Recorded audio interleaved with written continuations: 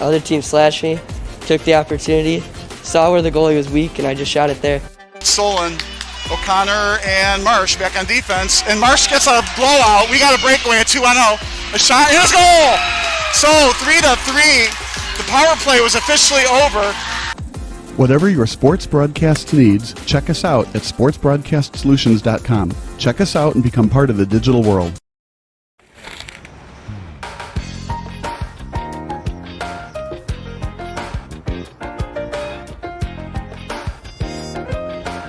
A number of our fans on Facebook love Sweet Mandy Bees, as do I, which made it the perfect spot for one of my favorite summertime treats, key lime pie. Sweet Mandy Bees, ba ba ba. It's cute, homey, inviting, very upbeat. It's just a fun family spot. Did everyone put pudding in? Tell me about the bakery and how long you guys have been right here in Lincoln Park. Well, Cindy, our owner, always had a dream to open a shop like this. This month, we are celebrating our 12th anniversary. What is it that people can expect when they come here that they can't get at other bakeries, say, in the city? Our wide variety of products is the thing we're most proud of. So we make cupcakes, pies, we also do squares and cookies, wedding cakes, and all kinds of treats. And you can sit and hang out here. I'm a huge fan of key lime pie. It's one of my favorites, and to me, it just reminds me of summertime or being on a beach. And after this winter, we all deserve to have a lot of summer treats. Exactly, we really, really do. So tell me about the key lime pie here. We're one of the only bakeries in the city that squeezes their own key lime. So there's something really fresh and really tart about the taste of it. Who's Mandy B? Mandy is the daughter of our owner, Cindy, and her son's name is Brian. Mandy is for Amanda, and B is for Brian. Why is Sweet Mandy B's Chicago's best? Our commitment to quality, to fresh ingredients, and also to our customers. Now we can get in the kitchen. Let's make some pie. All right, enjoy.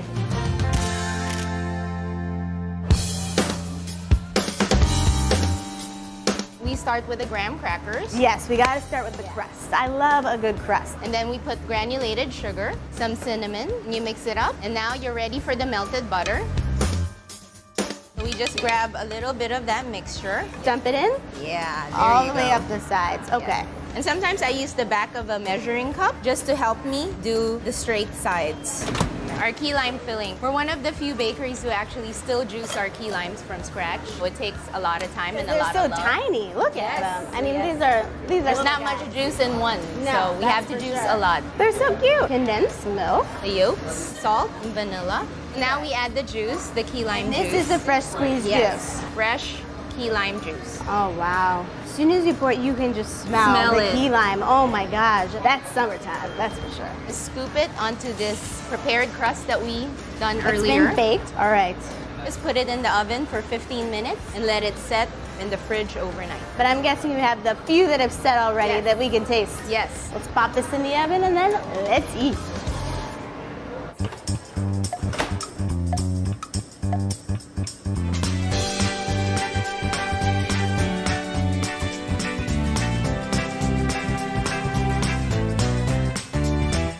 Key lime is absolutely delicious. It's really delicious. Super light and fluffy and cold. Summery lime, and the lime is really good. Let's dig in. So good. The fresh squeezed key limes, the texture, like it's smooth, it's creamy, and the graham cracker crust. The best.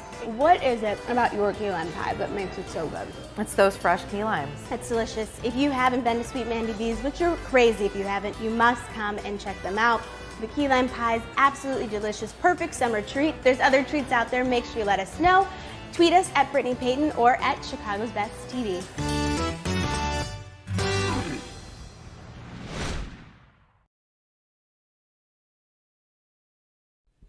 Sports Broadcast Solutions is a broadcasting network for everyone. Instead of spending hundreds or thousands with all these college recruiting sites, let us put together your college highlight reel. For just a fraction of your potential college scholarship and significantly less than these recruiting services, we got this. In addition, we put together highlight reels for teams, including high school, your club team, or travel team. My teammate gave me a great pass, and I just took it. The other team slashed me, took the opportunity, saw where the goalie was weak, and I just shot it there. Solon, O'Connor, and Marsh back on defense, and Marsh gets a blowout. We got a breakaway at 2-0. A shot, and a goal! So 3-3, the power play was officially over. Whatever your sports broadcast needs, check us out at sportsbroadcastsolutions.com. Check us out and become part of the digital world.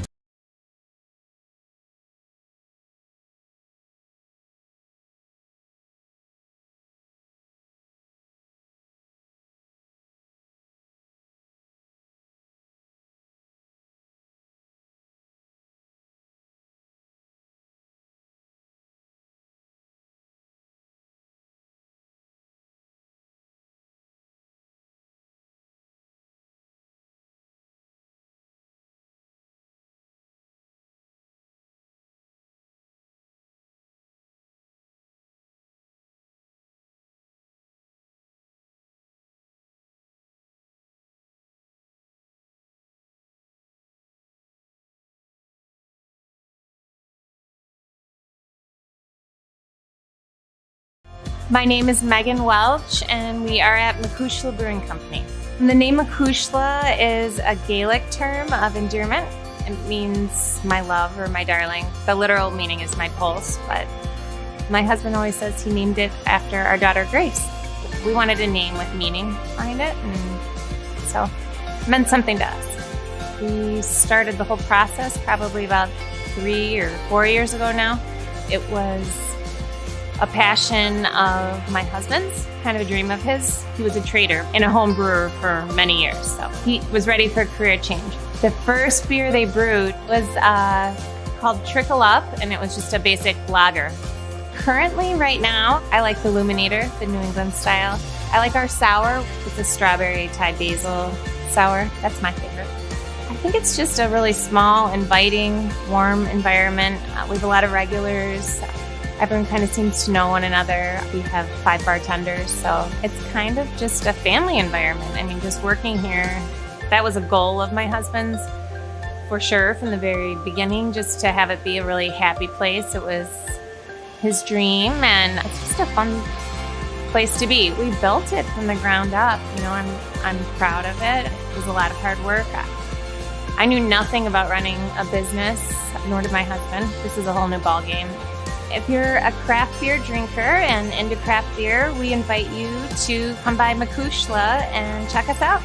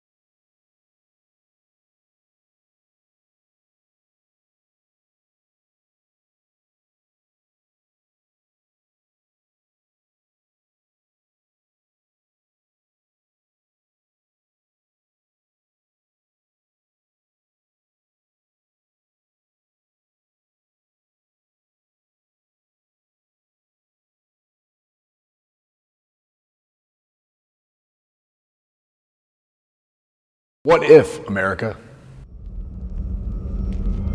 What if you could inspire an entire country from just one community? Change the way they think about themselves. Stop them from being the world's punchline.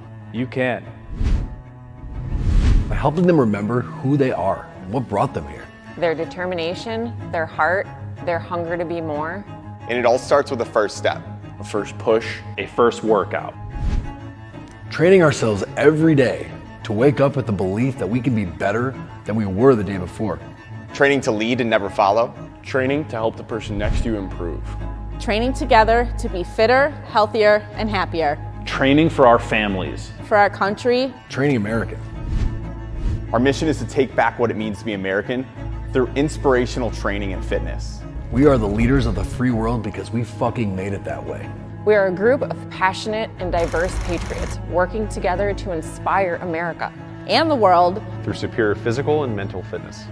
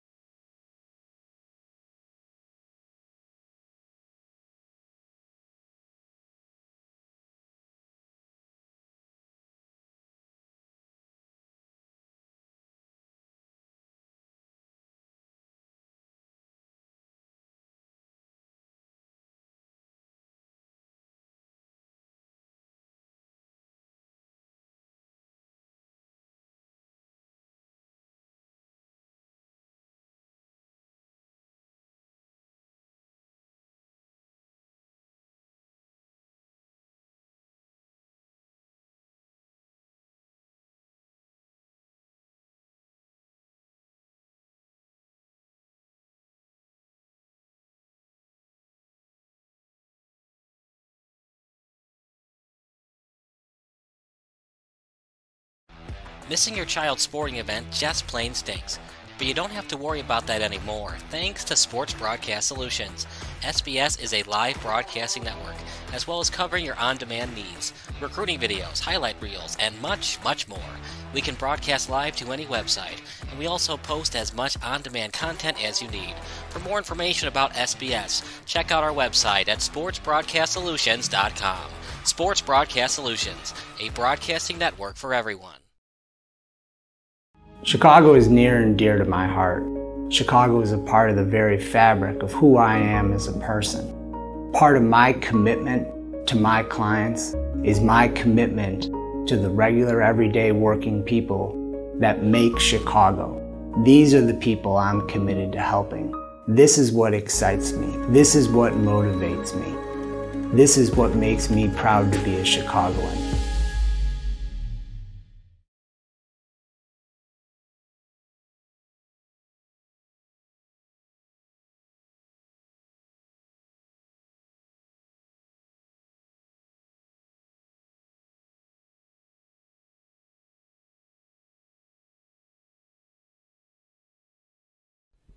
Sports Broadcast Solutions is a broadcasting network for everyone.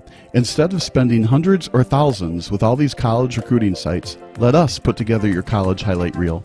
For just a fraction of your potential college scholarship and significantly less than these recruiting services, we got this. In addition, we put together highlight reels for teams, including high school, your club team, or travel team. My teammate gave me a great pass, and I just took it. Other team slashed me, took the opportunity, saw where the goalie was weak, and I just shot it there. Stolen. O'Connor and Marsh back on defense, and Marsh gets a blowout. We got a breakaway at 2-0. A shot, and a goal! So 3-3. The power play was officially over. Whatever your sports broadcast needs, check us out at sportsbroadcastsolutions.com. Check us out and become part of the digital world.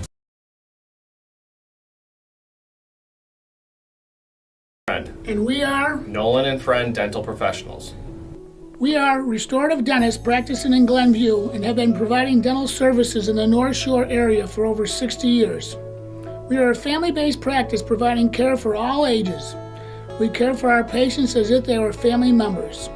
Our dental care that you will find here is warm, caring, and in a pleasant environment. Our team is highly trained and we will provide excellent customer service to you. We provide our patients with comprehensive dental care. We are able to do this by meeting with you to do a thorough evaluation using the latest technology, intraoral photos, and digital x-rays. From this visit, we can discuss your dental needs and provide you with a long-term dental treatment plan. This will include your plan for preventative care as well as any restorative and cosmetic options that you desire. Our practice provides general restorative services such as composite fillings, same-day crowns and bridges, implants, partials, and dentures. We also offer cosmetic options including teeth whitening, veneers, Invisalign, and even full smile makeovers. It is our passion to cultivate patient relationships. We welcome you to our practice. Please give us a call.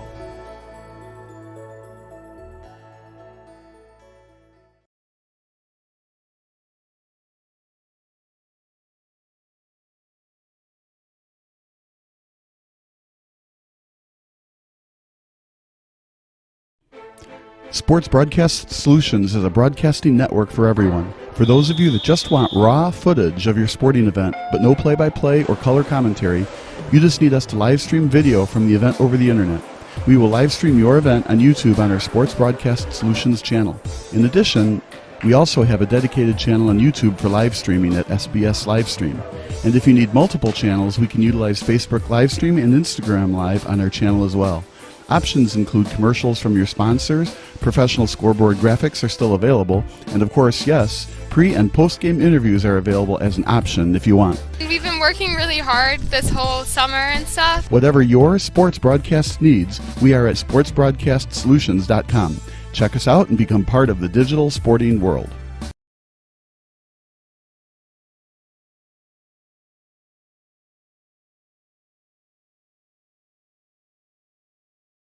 This is Sports Broadcast Solutions, a broadcasting network for everyone. Check us out at sportsbroadcastsolutions.com and become part of the digital sporting world.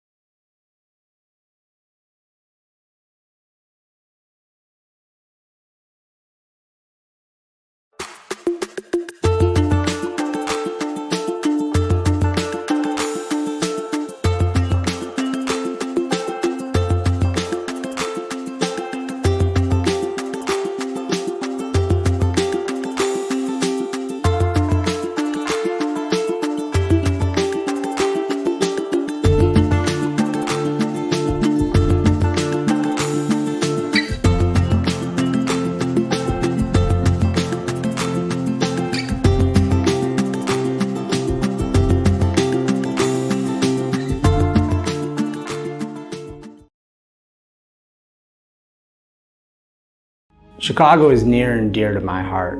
Chicago is a part of the very fabric of who I am as a person. Part of my commitment to my clients is my commitment to the regular, everyday working people that make Chicago. These are the people I'm committed to helping. This is what excites me. This is what motivates me. This is what makes me proud to be a Chicagoan.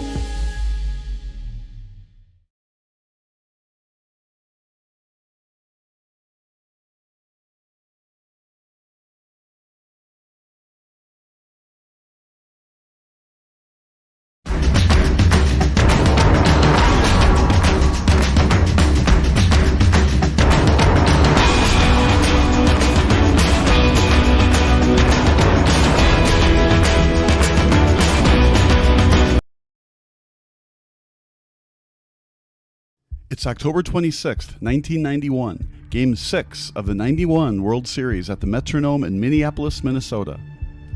It's an unlikely matchup between the Atlanta Braves and the Minnesota Twins. The Twins won the World Series just 4 years ago, but like the Braves, they weren't supposed to be here. Kirby Puckett is at the plate, and you might know what happens next on this 2-1 pitch. And for that, I'll give you a virtual high five due to your ability to use the internet. But for those of you who don't want to cheat via Wikipedia or BaseballReference.com, let's get in that DeLorean and crank it to 88 miles per hour. It's time to travel back in time, or as SB Nation would say, let's rewind.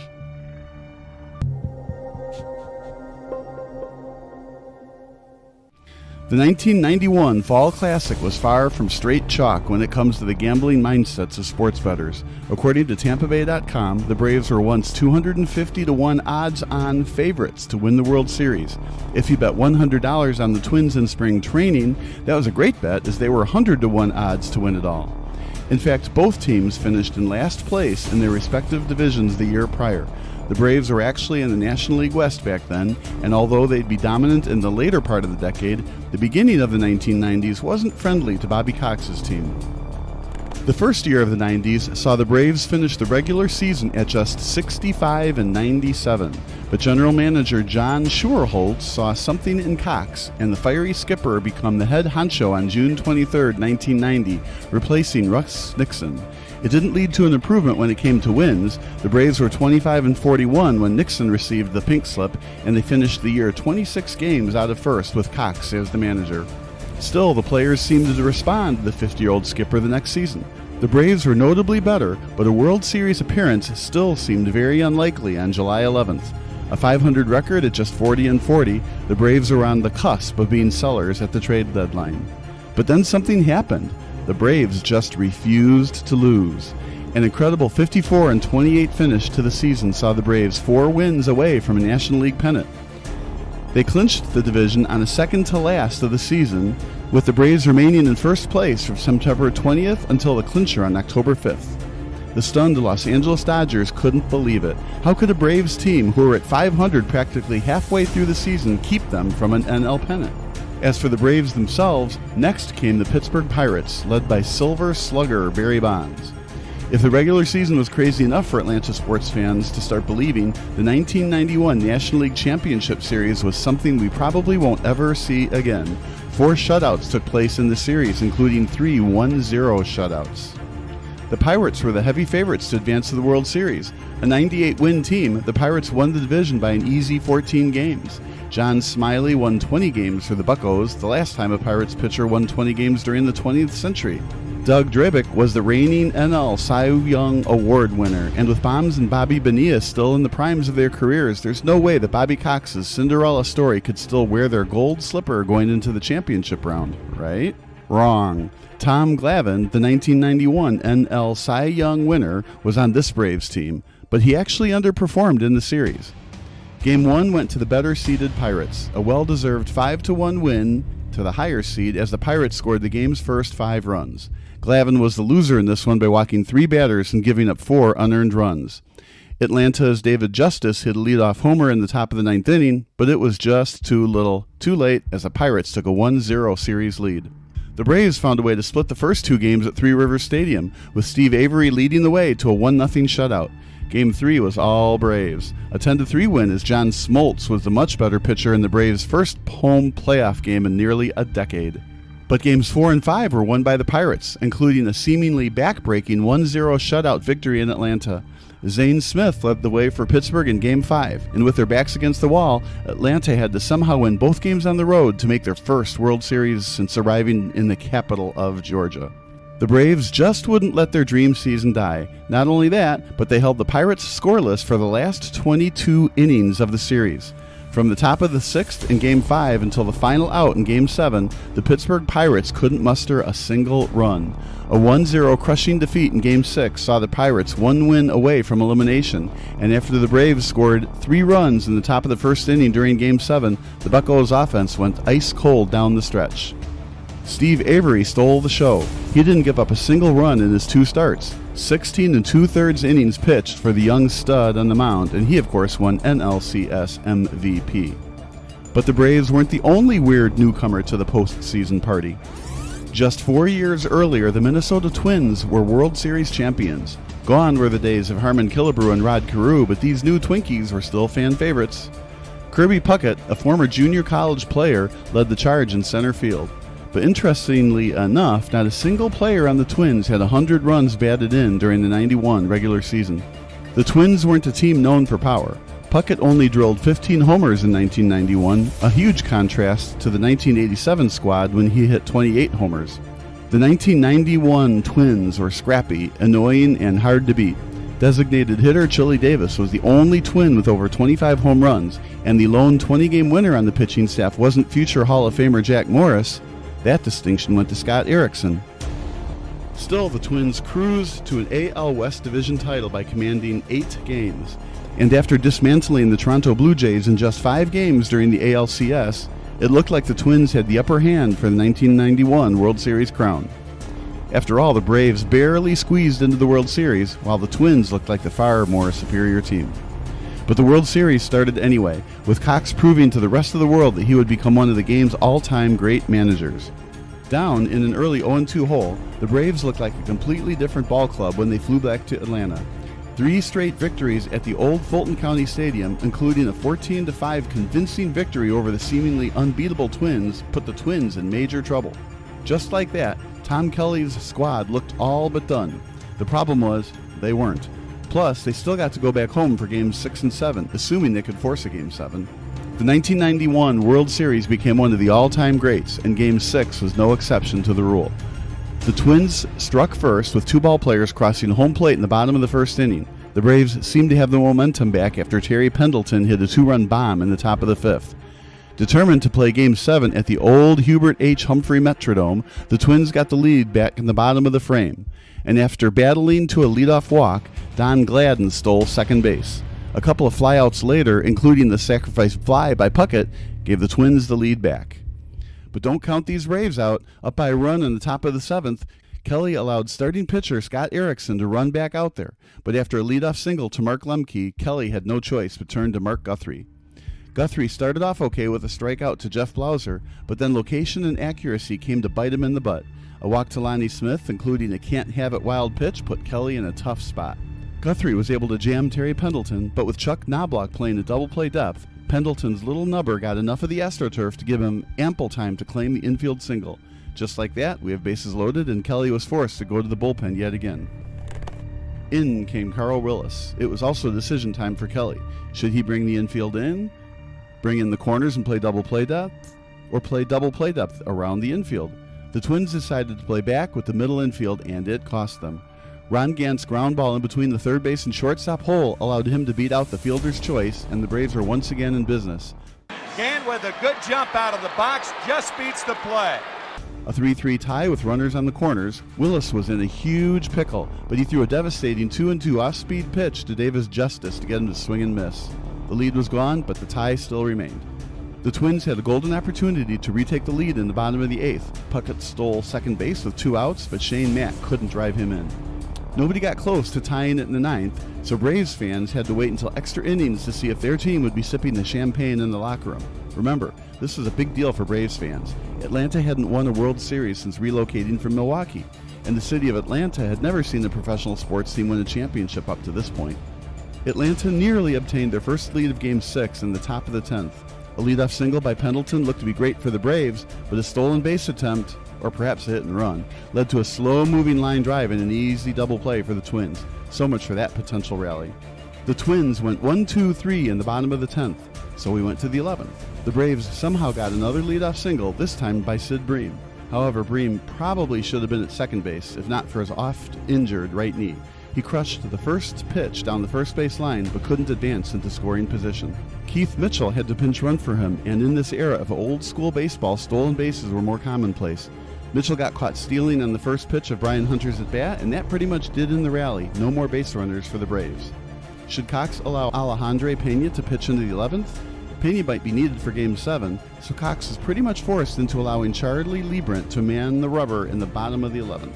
Liebrant probably wasn't the ideal choice. He had an ERA over 4 coming into this pitching appearance, and with Puckett leading off the inning, Cox was just praying Liebrant could force a 12th frame. And now Puckett can make history with a walk-off blast. But to understand how memorable this home run could be for Puckett, we have to know his life's history. Puckett grew up on the south side of Chicago. He was so small for center field, just 5'8", that he didn't receive a single scholarship once he graduated from Calumet High School. He actually entered the workforce right out of prep school at the Ford Motor Company. Luckily for him, Bradley University, an NCAA Division I school in the Missouri Valley Conference, gave him a shot.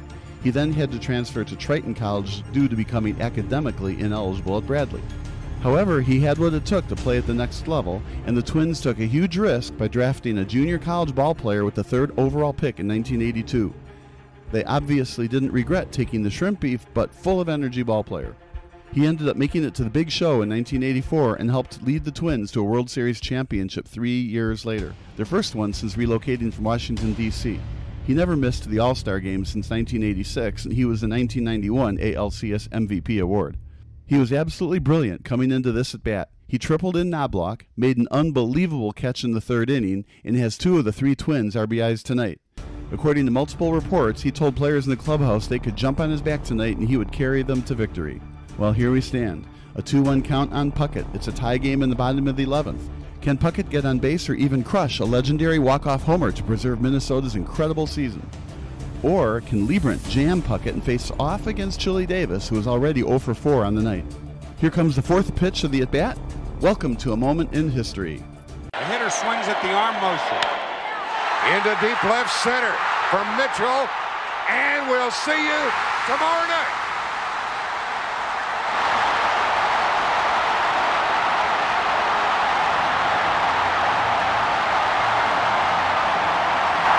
The Twins went on to win a memorable Game 7 by a final score of 1-0. Jack Morris pitched an unbelievable 10-inning shutout.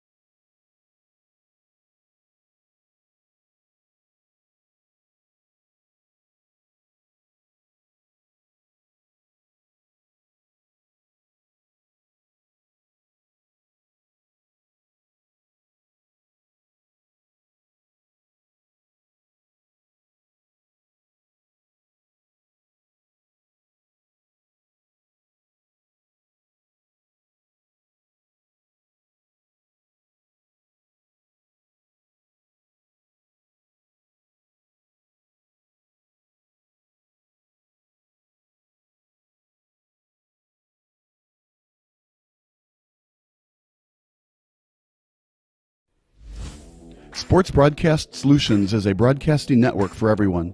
We broadcast sporting events for people of all ages, including adult leagues, high school leagues, and kids.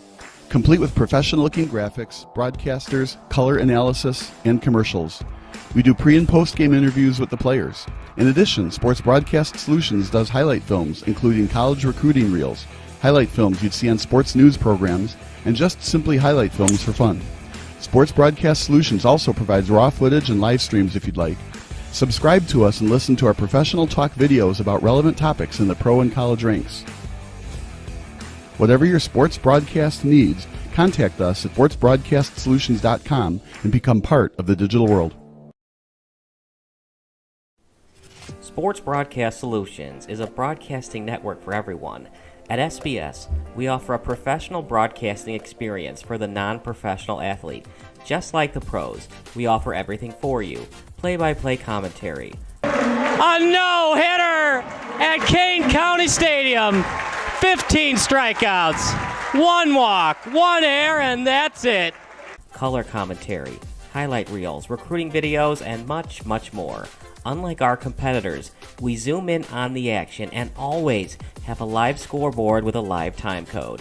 If you're ready to have your next sporting event feel like CBS Sports, then make sure to call Sports Broadcast Solutions today. Our phone number is 330-957-7653, or you can go online to sportsbroadcastsolutions.com. SBS, a broadcasting network for everyone. Sports Broadcast Solutions is a broadcasting network for everyone. For those of you that just want raw footage of your sporting event, but no play-by-play or color commentary, you just need us to live stream video from the event over the internet. We will live stream your event on YouTube on our Sports Broadcast Solutions channel. In addition, we also have a dedicated channel on YouTube for live streaming at SBS Livestream. And if you need multiple channels, we can utilize Facebook Livestream and Instagram Live on our channel as well. Options include commercials from your sponsors, professional scoreboard graphics are still available, and of course, yes, pre- and post-game interviews are available as an option if you want. We've been working really hard this whole summer and stuff. Whatever your sports broadcast needs, we are at sportsbroadcastsolutions.com. Check us out and become part of the digital sporting world.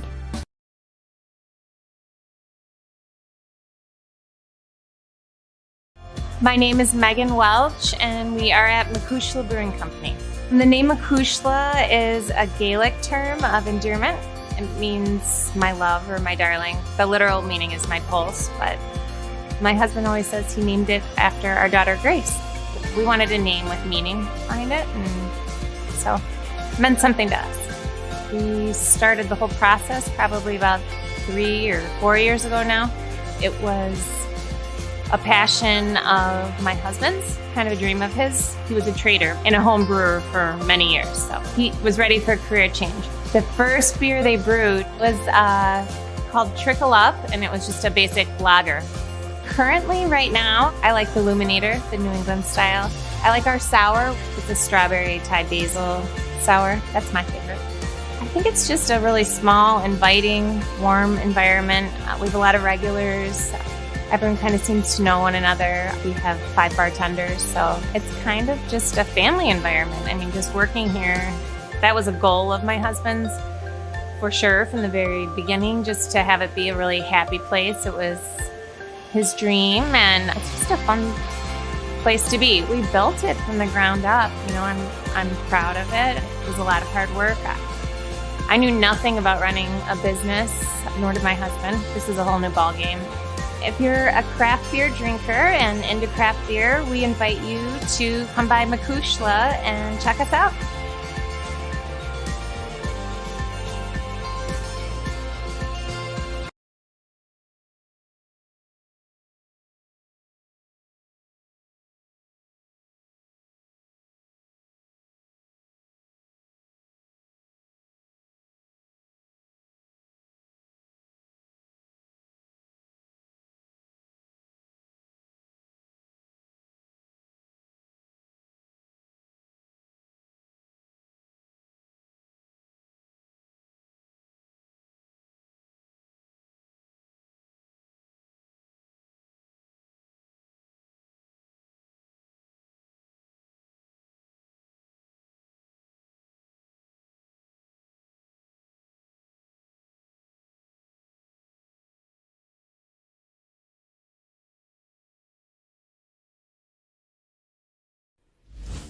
Sports Broadcast Solutions is a broadcasting network for everyone. We broadcast sporting events for people of all ages, including adult leagues, high school leagues, and kids. Complete with professional-looking graphics, broadcasters, color analysis, and commercials. We do pre- and post-game interviews with the players. In addition, Sports Broadcast Solutions does highlight films, including college recruiting reels, highlight films you'd see on sports news programs, and just simply highlight films for fun. Sports Broadcast Solutions also provides raw footage and live streams if you'd like. Subscribe to us and listen to our professional talk videos about relevant topics in the pro and college ranks. Whatever your sports broadcast needs, contact us at sportsbroadcastsolutions.com and become part of the digital world.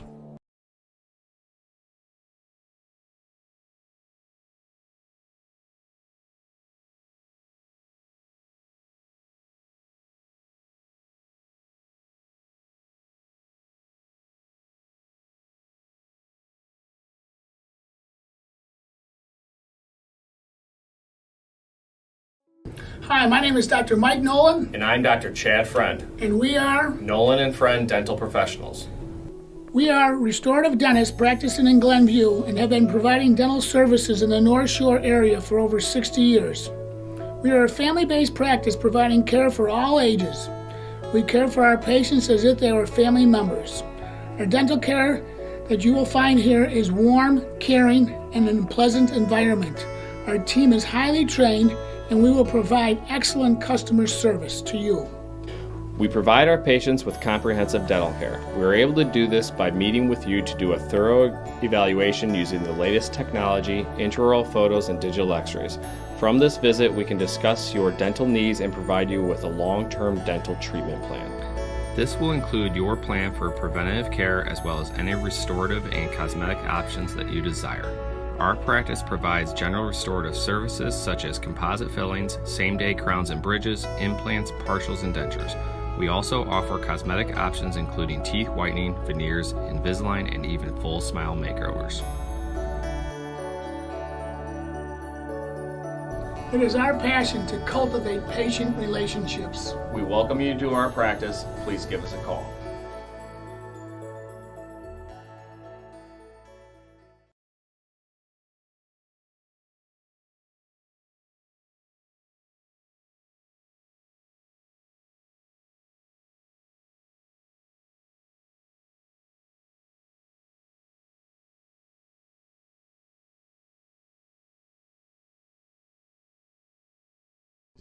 Sports Broadcast Solutions is a broadcasting network for everyone.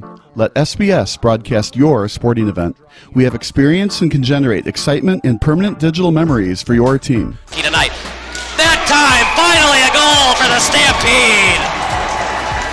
We have professional videographers using high-definition modern-day cameras, color analysts, and play-by-play announcers with state-of-the-art, classy graphical scoreboards to keep you updated.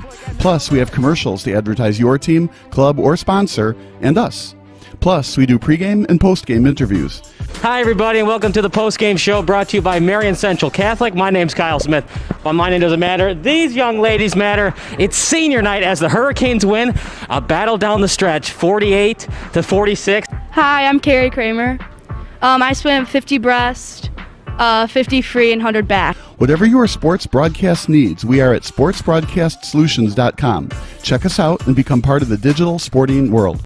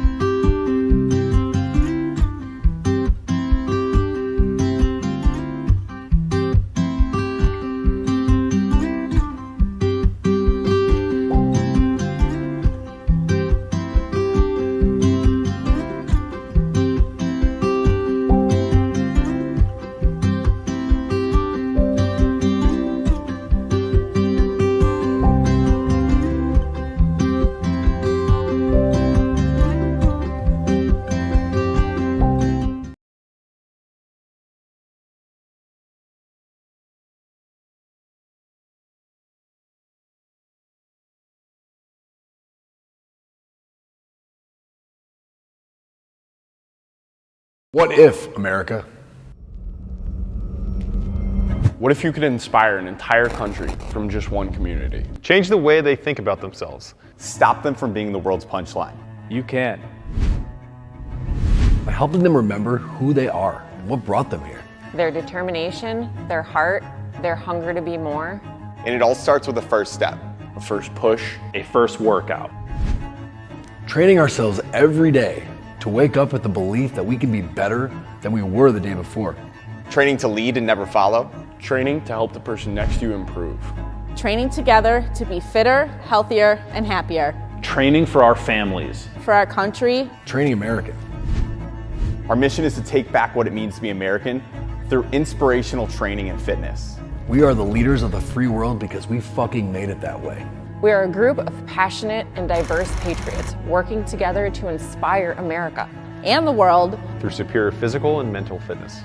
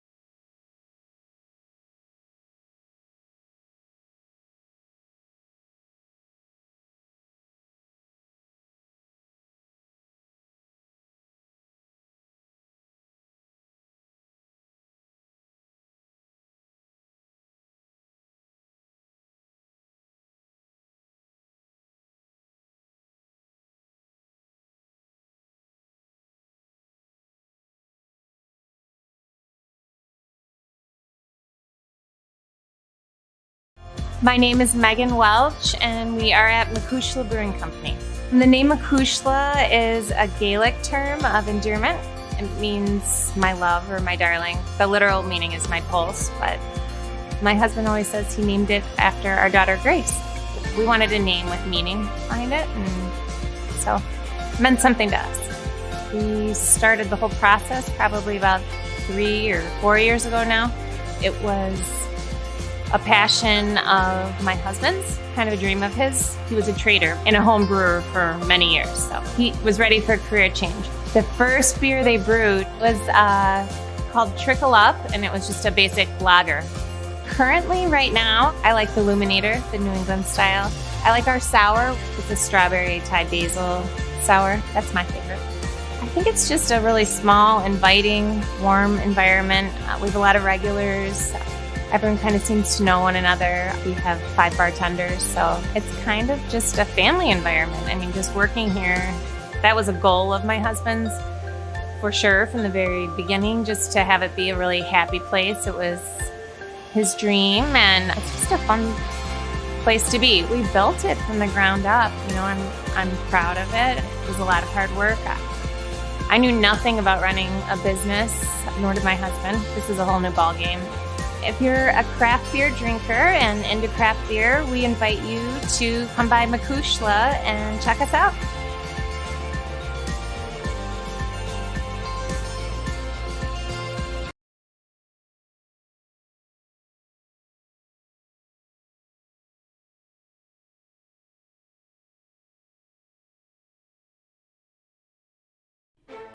Sports Broadcast Solutions is a broadcasting network for everyone. For those of you that just want raw footage of your sporting event, but no play-by-play or color commentary, you just need us to live stream video from the event over the internet. We will live stream your event on YouTube on our Sports Broadcast Solutions channel.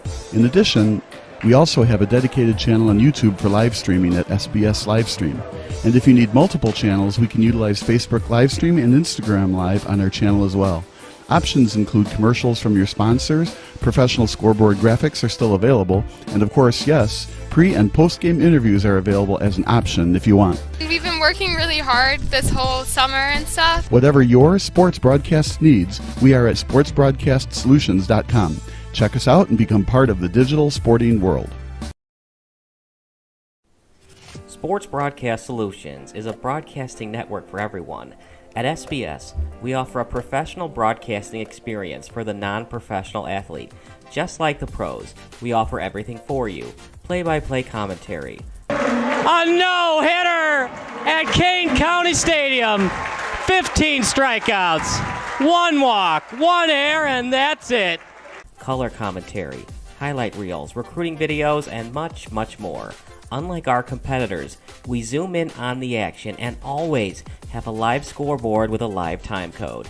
If you're ready to have your next sporting event feel like CBS Sports, then make sure to call Sports Broadcast Solutions today. Our phone number is 330-957-7653, or you can go online to sportsbroadcastsolutions.com. SBS, a broadcasting network for everyone.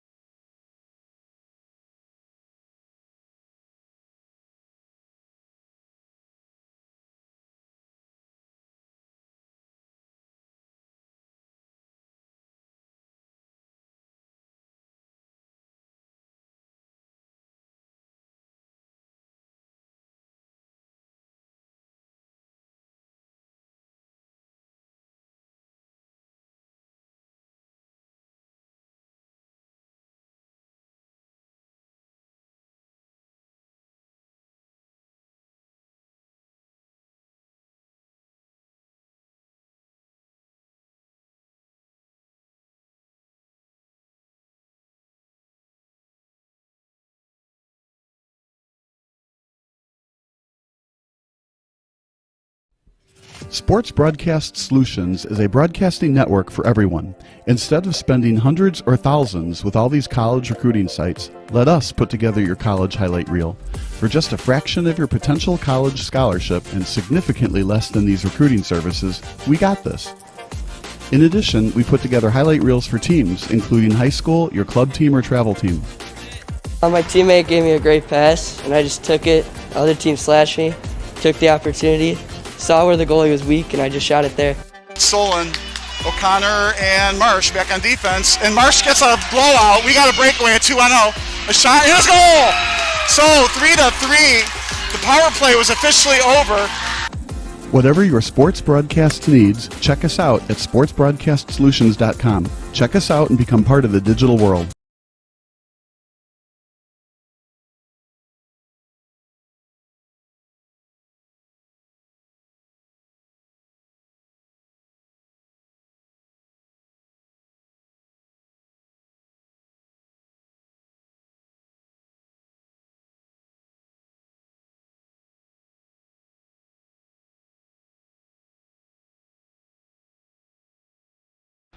Missing your child's sporting event just plain stinks. But you don't have to worry about that anymore, thanks to Sports Broadcast Solutions. SBS is a live broadcasting network, as well as covering your on-demand needs, recruiting videos, highlight reels, and much, much more. We can broadcast live to any website, and we also post as much on-demand content as you need. For more information about SBS, check out our website at sportsbroadcastsolutions.com. Sports Broadcast Solutions, a broadcasting network for everyone.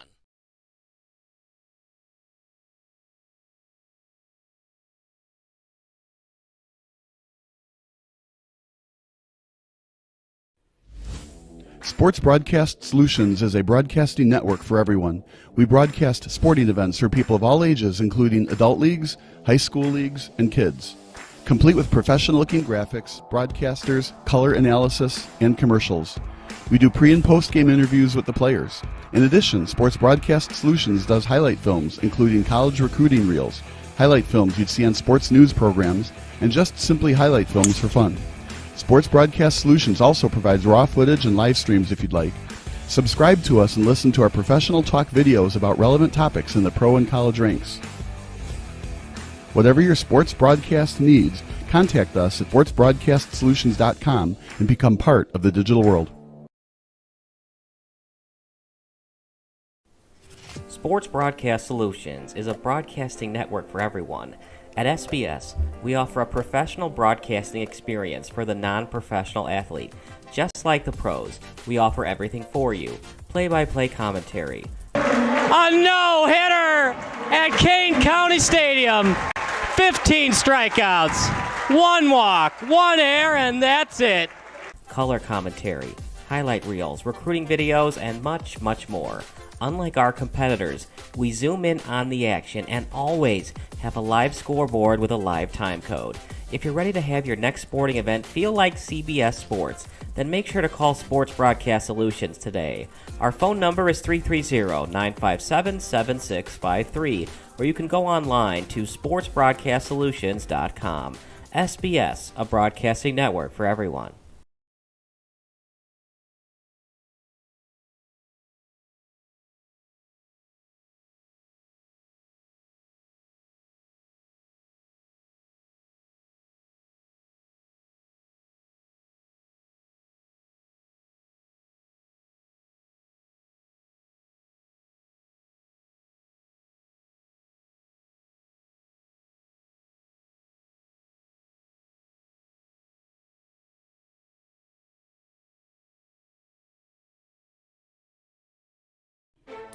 Sports Broadcast Solutions is a broadcasting network for everyone. For those of you that just want raw footage of your sporting event, but no play-by-play or color commentary, you just need us to live stream video from the event over the internet.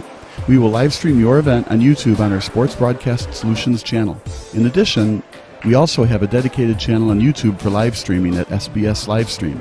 And if you need multiple channels, we can utilize Facebook Livestream and Instagram Live on our channel as well. Options include commercials from your sponsors, professional scoreboard graphics are still available, and of course, yes, pre- and post-game interviews are available as an option if you want. We've been working really hard this whole summer and stuff. Whatever your sports broadcast needs, we are at sportsbroadcastsolutions.com. Check us out and become part of the digital sporting world.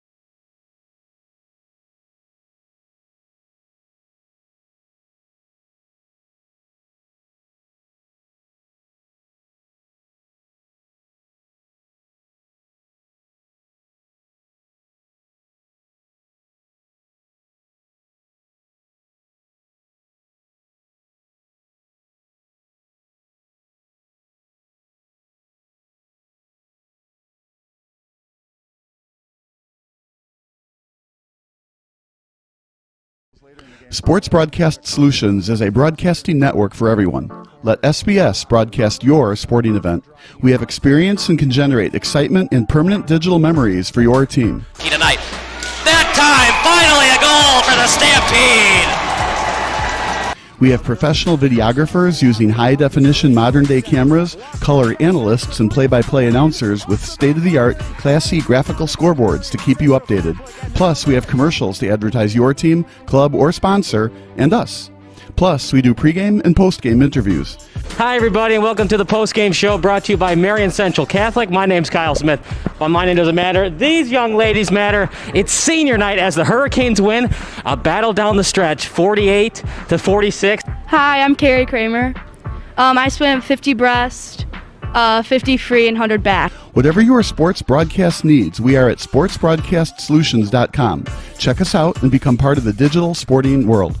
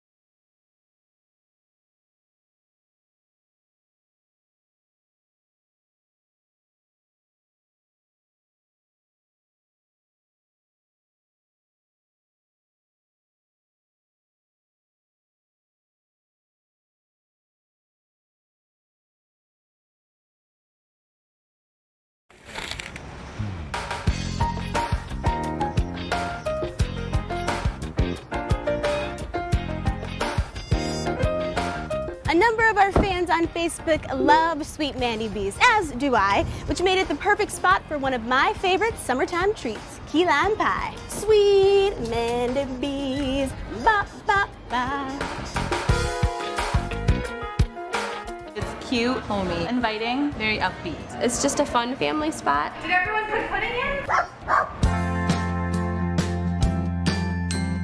Tell me about the bakery and how long you guys have been right here in Lincoln Park. Well, Cindy, our owner, always had a dream to open a shop like this. This month, we are celebrating our 12th anniversary.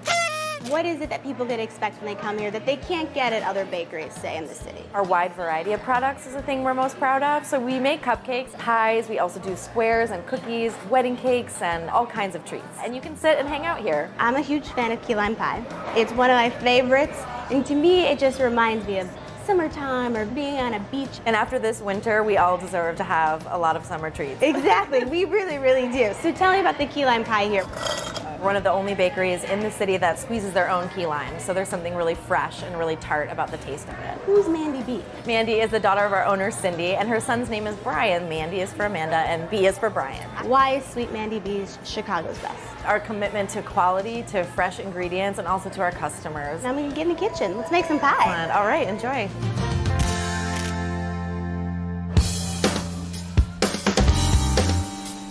We start with the graham crackers. Yes, we gotta start with the crust. I love a good crust. And then we put granulated sugar, some cinnamon, and you mix it up. And now you're ready for the melted butter. We just grab a little bit of that mixture. Dump it in? Yeah, there all you the way go. up the sides. Okay. Yeah. And sometimes I use the back of a measuring cup just to help me do the straight sides. Our key lime filling. We're one of the few bakeries who actually still juice our key limes from scratch. It takes a lot of time and a lot of love. They're so tiny. Look at them. I mean, these are There's not much juice in one, No, so we have to juice a lot. They're so cute. Condensed milk. The yolks, salt, and vanilla. Now we add the juice, the key lime juice. This is the fresh squeezed yes, juice. fresh key lime juice. Oh, wow. As soon as you pour it, you can just smell the it. key lime. Oh my gosh, that's summertime, that's for sure. Scoop it onto this prepared crust that we done It's earlier. been baked. All right. Just put it in the oven for 15 minutes and let it set in the fridge overnight. But I'm guessing you have the few that have set already Yes. that we can taste. Yes. Let's pop this in the oven and then let's eat.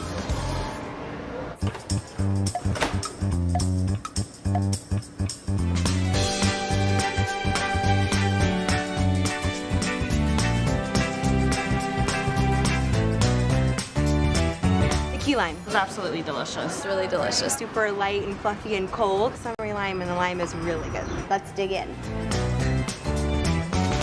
So good.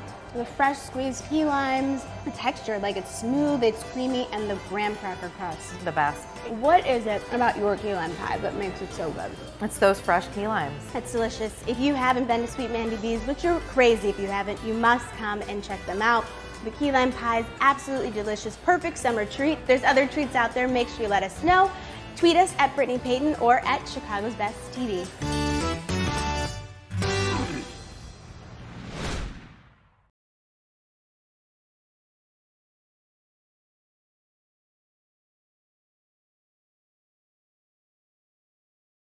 My name is Megan Welch, and we are at Macushla Brewing Company. And the name Macushla is a Gaelic term of endearment. It means my love or my darling. The literal meaning is my pulse, but my husband always says he named it after our daughter Grace. We wanted a name with meaning behind it, and so it meant something to us. We started the whole process probably about 3 or 4 years ago now, many years, so he was ready for a career change. The first beer they brewed was called Trickle Up, and it was just a basic lager. Currently, right now, I like the Luminator, the New England style. I like our sour with the strawberry Thai basil sour. That's my favorite. I think it's just a really small, inviting, warm environment. We have a lot of regulars. Everyone kind of seems to know one another. We have 5 bartenders, so it's kind of just a family environment. I mean, just working here, that was a goal of my husband's, for sure, from the very beginning, just to have it be a really happy place. It was his dream, and it's just a fun place to be. We built it from the ground up. You know, I'm proud of it. It was a lot of hard work. I knew nothing about running a business, nor did my husband. This is a whole new ball game. If you're a craft beer drinker and into craft beer, we invite you to come by Macushla and check us out.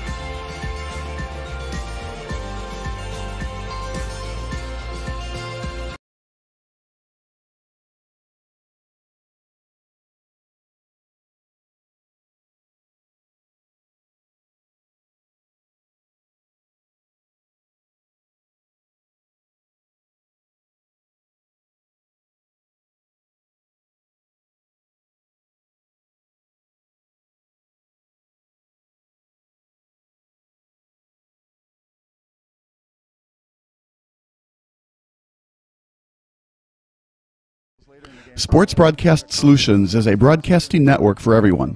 Let SBS broadcast your sporting event. We have experience and can generate excitement and permanent digital memories for your team. Tonight. That time, finally a goal for the Stampede! We have professional videographers using high-definition modern-day cameras, color analysts, and play-by-play announcers with state-of-the-art, classy graphical scoreboards to keep you updated. Plus, we have commercials to advertise your team, club, or sponsor, and us. Plus, we do pregame and postgame interviews. Hi, everybody, and welcome to the postgame show brought to you by Marion Central Catholic. My name's Kyle Smith, but my name doesn't matter. These young ladies matter. It's senior night as the Hurricanes win a battle down the stretch, 48-46. Hi, I'm Carrie Kramer.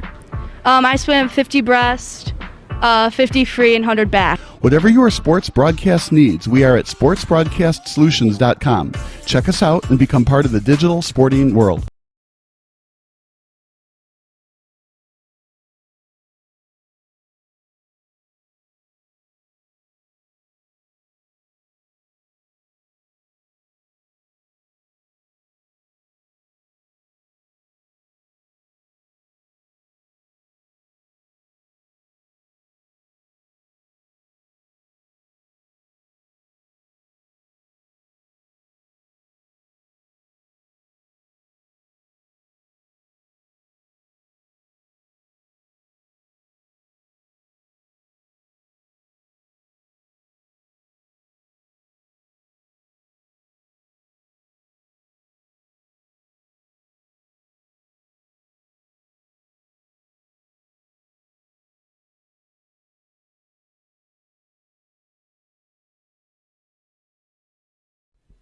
Sports Broadcast Solutions is a broadcasting network for everyone.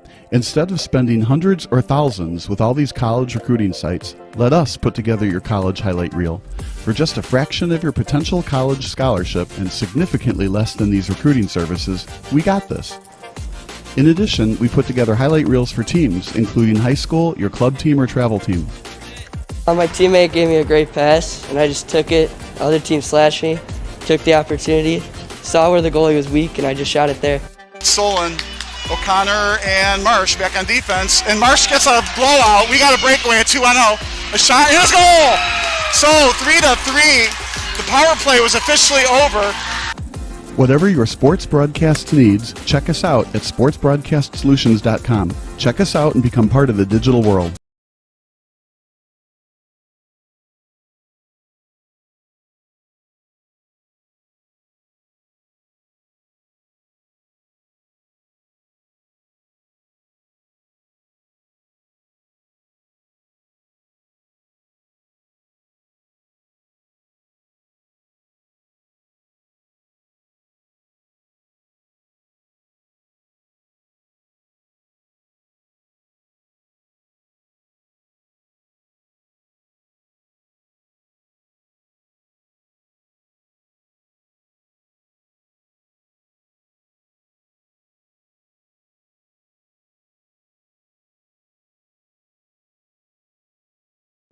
Sports Broadcast Solutions is a broadcasting network for everyone. Let SBS broadcast your sporting event. We have experience and can generate excitement and permanent digital memories for your team. Tonight. That time, finally a goal for the Stampede! We have professional sponsor and us. Plus, we do pregame and postgame interviews. Hi, everybody, and welcome to the post-game show brought to you by Marion Central Catholic. My name's Kyle Smith, but my name doesn't matter. These young ladies matter. It's senior night as the Hurricanes win a battle down the stretch, 48-46. Hi, I'm Carrie Kramer. I swim 50 breast, 50 free, and 100 back. Whatever your sports broadcast needs, we are at sportsbroadcastsolutions.com. Check us out and become part of the digital sporting world. Sports Broadcast Solutions is a broadcasting network for everyone. Instead of spending hundreds or thousands with all these college recruiting sites, let us put together your college highlight reel. For just a fraction of your potential college scholarship and significantly less than these recruiting services, we got this. In addition, we put together highlight reels for teams, including high school, your club team, or travel team. My teammate gave me a great pass, and I just took it. The other team slashed me, took the opportunity, saw where the goalie was weak, and I just shot it there. Solon, O'Connor, and Marsh back on defense. And Marsh gets a blowout. We got a breakaway at 2-0. A shot, and it's a goal! So 3-3. The power play was officially over. Whatever your sports broadcast needs, check us out at sportsbroadcastsolutions.com. Check us out and become part of the digital world. Sports Broadcast Solutions is a broadcasting network for everyone. We broadcast sporting events for people of all ages, including adult leagues, high school leagues, and kids. Complete with professional-looking graphics, broadcasters, color analysis, and commercials. We do pre- and post-game interviews with the players. In addition, Sports Broadcast Solutions does highlight films, including college recruiting reels, highlight films you'd see on sports news programs, and just simply highlight films for fun. Sports Broadcast Solutions also provides raw footage and live streams if you'd like. Subscribe to us and listen to our professional talk videos about relevant topics in the pro and college ranks. Whatever your sports broadcast needs, contact us at sportsbroadcastsolutions.com and become part of the digital world. Sports Broadcast Solutions is a broadcasting network for everyone. At SBS, we offer a professional broadcasting experience for the non-professional athlete. Just like the pros, we offer everything for you. Play-by-play commentary. A no-hitter at Kane County Stadium. 15 strikeouts, 1 walk, 1 error, and that's it. Color commentary, highlight reels, recruiting videos, and much, much more. Unlike our competitors, we zoom in on the action and always have a live scoreboard with a live time code. If you're ready to have your next sporting event feel like CBS Sports, then make sure to call Sports Broadcast Solutions today. Our phone number is 330-957-7653, or you can go online to sportsbroadcastsolutions.com. SBS, a broadcasting network for everyone.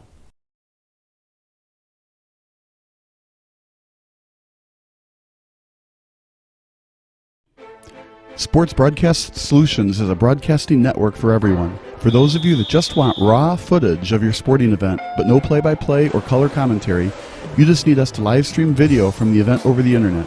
We will live stream your event on YouTube on our Sports Broadcast Solutions channel. In addition, we also have a dedicated channel on YouTube for live streaming at SBS Livestream. And if you need multiple channels, we can utilize Facebook Livestream and Instagram Live on our channel as well. Options include commercials from your sponsors, professional scoreboard graphics are still available, and of course, yes, pre- and post-game interviews are available as an option if you want. We've been working really hard this whole summer and stuff. Whatever your sports broadcast needs, we are at sportsbroadcastsolutions.com. Check us out and become part of the digital sporting world.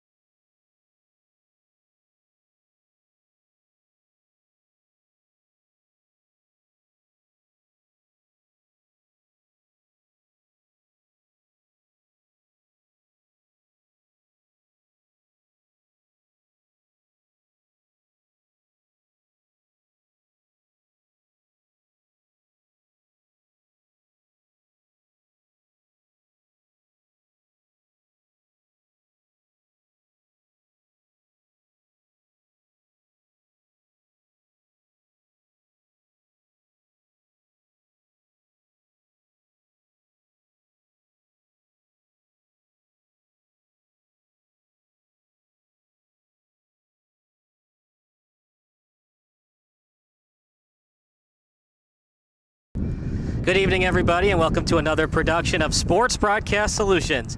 My name is Kyle Smith, and I'm alongside Bob Vilsoe for another production of SBS. This time, Bob, it's the Midlife Vices against the Deez Hits. Midlife Vices, the number 4 seed. Deez Hits, the number 2. Midlife Vices, a little bit of an underdog story. They were helped out, though, in round 2 because the 8-seeded Crazy 8s took care of Smokin' Bunts. The 1 versus 8 single elimination upset, helping out Midlife Vices advance to the championship game. Now, Midlife Vices still had to play their hardest, Bob, because Crazy 8s took them to all 9 innings. What a great tournament, though. Eight teams. Yeah, it comes down to the final tonight. And we're going to find out the best team here. The best team, like you said, is not in this tournament now. The 2nd seed versus the 4th seed. 2nd seed, Deez Hits, versus the 4th seed MLV team, Midlife Vices. It's going to be exciting. We were watching batting practice earlier on, and the wind is blowing out. We had to chase a couple of home run balls, right? And with the wind blowing out, it's amazing how much zip the bats have on the ball. So I'm going to expect a high-scoring game. I mean, it could be in the teens and the 20s. I wouldn't be surprised to see an awful lot of runs scored today. And there's no cap on how many home runs you can hit. Yeah, it's 12-inch softball, Bob. It's 286 down the line, so we'll call it about 300 in the gap. 320 straight center, so it's a Little League park, but the good news is it's a 10-foot fence, so you still got to get enough launch angle to get that ball out of the ballpark, both power and launch angle to get the dinger tonight. And defensively, obviously if you can stop some of those hits, you have to put a lot of arc on that pitch and make it tougher on the hitters, but when you lower that arc, man, the hitters can just tee off on that thing. Now they're using a mat behind the plate for a strike zone and the plate. So if the ball hits the mat or the plate, it's a strike, no matter how high the arc is. And they're not saying there's a limit to the arc. It can't be. There's no too high. There's no too low. All you got to do is hit that mat. But I know when I used to play, man, I'd like those pitches that were going to land in front of the mat because then you can run up and hit it. So if the pitcher wants to keep the runners off the base, they're going to have to keep the arc high and the pitches deep in the strike zone so that there's no run up. But man, the top two teams here, they can hit, and you could sure see that in batting practice. My prediction, Bob, I just don't think Midlife Vices has enough to beat Deez Hits tonight. Deez Hits beat them 43-19 in the regular season. Now, that was then, this is now, but Deez Hits have been very, very good in the postseason. They were the number 2 seed for a reason. I just don't know if Midlife Vices has another upset in them to advance and win the championship game. I'm with you on that, and that's too bad because it's kind of more fun when we bet against each other because then we can, kind of joke around who actually got it right. But I'm with you. I think, and I have a final score in mind. Do you have a final score in mind? I'd say 25-20 in favor of Deez Hits. Yeah, so you're going to take the over on mine. I'm going to take 21-14. So a nice football score, 21-14. I think Midlife Vices would get a little bit more runs than 14. I mean, they scored 19 against Deez Hits. The problem is they gave up 43. So if they're going to beat the higher seed, anytime you want to beat a team that's more talented than you, got to play perfect baseball, and they have to make the mistakes. You got to force them to make the mistakes, put the ball in play, get good contact, get the barrel on the ball, run the bases well, and do everything perfect playing the game of baseball, and today playing softball. And with the wind blowing out, it's a good bet to take the over, absolutely. I'm just going to put a little emphasis on defense here. I think the pitchers are going to realize they got to stop these hitters, and that's how they're going to have to do it. Keep the ball high, deep on the plate. And now, from our angle, we can see when the ball drops through the strike zone, so we can tell if the bat is hitting it high or hitting it low in the strike zone. But what we can't tell and what we don't see is where the ball lands. You really can't see the vantage point here in left center field where the mat is behind home plate. So a part of me says if you see a cloud of dust when the ball lands, it probably missed the mat. And if you don't see a cloud of dust, well, then it hit the plate or the mat. They do not play 60-90, even though they're adults. Major League Baseball, 60 foot 6 inches from the pitcher's plate to home plate, 90 feet around the bases. Every league's different, Bob. What did you play, 50-70 when it came to softball? Well, if it was 12-inch or 16-inch made a difference, but this is 12-inch, so 60 feet for the bases. So, if you hit a home run... They're going to do 60 feet bases? Mm-hmm. So, yeah, if you hit a home run, it's 240 feet you got to run. And, of course, 240 feet you got to run before the outfielders grab the ball against the fence. That's if you're going to get an inside-the-park home run. Yeah, I'm against it. I'd love for them to play 50-70 or 55-80.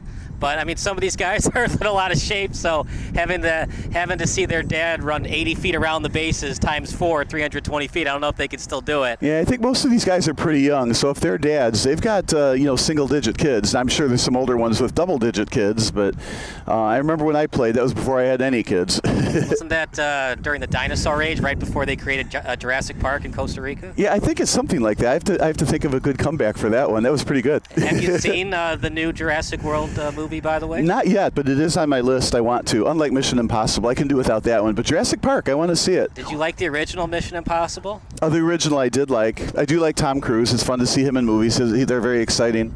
But the one thing I like about the Jurassic Park movies is it's such a concept that you can, find some bone marrow from a woolly mammoth, underneath a glacier or something, and then you clone that into existence. All of a sudden you do that with a bunch of dinosaurs and on an island somewhere. I mean, it's really kind of a cool idea. What a great concept for a movie. So let's give you the defensive starters. First of all, we'll give you Midlife Vices defensive starters. That's brought to you by Sports Broadcast Solutions.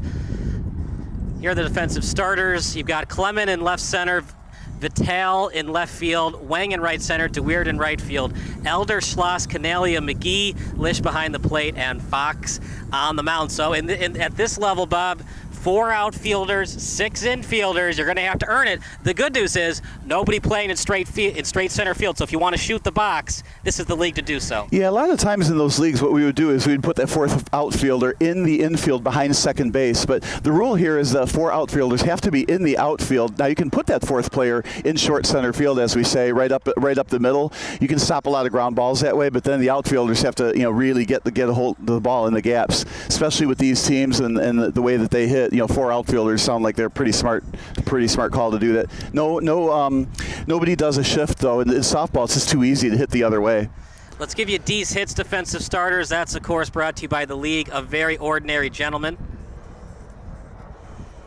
From left to right, Ward, Haltzier, Jeffson, Turner, then Story, Casey, Lewitt, Lynch, Veit behind the plate, and Azim on the mound. So you got to work that pitch count, right? Tire out the pitcher. Doesn't really matter. He's throwing underhand, not overhand. Yeah, but there is something to that, though. But like I said, the pitcher's got to keep the ball high because you start lowering that arc, that's when the batters can tee off. And you want it on the back part of the plate. You don't really want to even hit the plate for a strike. You want to hit the back mat behind the plate for a strike. You don't want to let the batters run up in the strike zone and have a path forward like an approach. You don't want those batters to have an approach. Then you will be chasing some home run pitches out here. We're going to take a 30-second break. The championship game coming up next here on SBS.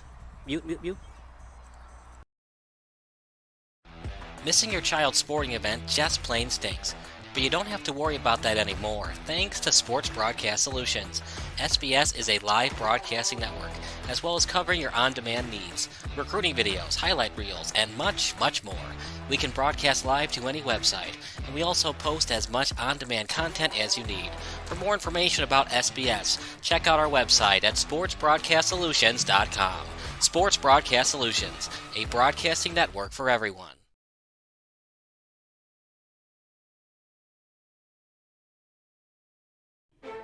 Sports Broadcast Solutions is a broadcasting network for everyone. For those of you that just want raw footage of your sporting event, but no play-by-play or color commentary, you just need us to live stream video from the event over the internet.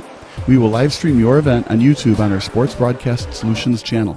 In addition, we also have a dedicated channel on YouTube for live streaming at SBS Livestream. And if you need multiple channels, we can utilize Facebook Livestream and Instagram Live on our channel as well.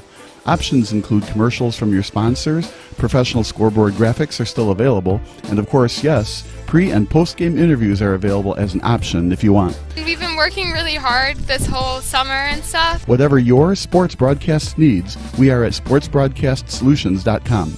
Check us out and become part of the digital sporting world. Here's the defensive starters again, once again, for Midlife Vices. Holtz-Cedar, Ward, Jeffson, Turner, and then from left to right, Story at third, Casey at short, Lewitt at second, Lynch at first, Veit behind the plate, and Azim on the mound. By the way, all these graphic designs are brought to you by Sports Broadcast Solutions. Check us out on our website. We broadcast all sports, including travel baseball, travel softball, junior hockey, and everything in between. Whatever sport you need, Sports Broadcast Solutions is there for you at sportsbroadcastsolutions.com. Doesn't get much better than this part of the championship game. Midlife Vices, otherwise known as MLV, against Deez Hits, otherwise known as DH. I mean, that's a perfect baseball name right there, right? DH for short. It's obvious they're going to hit the ball out of the ballpark. Is that where the name came from? I wonder who Deez is. They have some interesting names in this league. They got GTFAH. Yeah. Fighting Hangovers, Smoking Bunts. A lot of great names in this league. You know, I used to umpire softball, so they would have just the greatest names ever. Where My Pitch Is At. I got 99 problems, but a pitch ain't one. That was the best team name. The best team I ever saw, though, coaching slow pitch softball, because they get so into it, because I think they're the next Sammy Sosa. They literally bought jerseys on Amazon.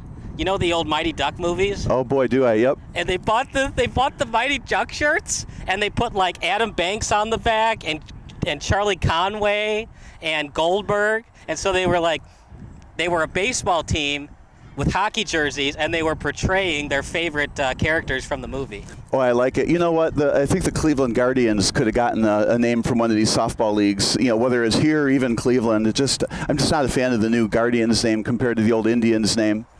Maybe they could have gotten the Smoking Buns. Wouldn't that be fun? It's like, what is it? The Savannah Bananas? That's a good name. What's the Toledo Mud Hens? Mud Hens. That's a classic minor league team. Yeah, right. I mean, obviously Durham Bulls. I'm very biased to that movie, and being a big Sox fan, the Charlotte Knights. I guess Knights is kind of a bland mascot. Yeah, Knights and Bulls. That's pretty common, I think, right? Especially in Chicago and Las Vegas. But I mean, yeah, that's what's kind of cool about minor league teams. They have all these different type of mascots. The Lansing Lugnuts. That's definitely out there. Right? Yeah, but that would be a good one. I mean, couldn't Cleveland come up with something like that instead of the Guardians? Now they have the minor league team in Cleveland, the Lake County. I think they're called they're called the Lake Monsters, the Cleveland Lake Monsters. That's kind of cool. I like it. Of course, what was the other one? The fire on the river. Yeah. Cleveland Fire. Nah, that wouldn't work. The Chicago Fire already took that. So Yeah, that would be but you can't use that one because there was a fire in Cleveland down the river. I mean, that would be really bad. There really was a fire in Right. Chicago, so maybe it's bad that we remembered what happened. Oh yeah, you got a point. But the only good thing about the Chicago Fire, not a good thing, but what happened after it is Chicago became an all brick and all architectural-based city because they didn't want to have wood anymore because it spread too quickly. Right, and they got to restart the city, rebuild it, which is, I guess, what's going to happen in Ukraine one day. We're about to start as it's Deez hits against the Midlife Vices. So leading off for Midlife will be Wang, the right center fielder. Schlossberg in the 2-hole, and Vitale will bat third tonight. Fox batting cleanup.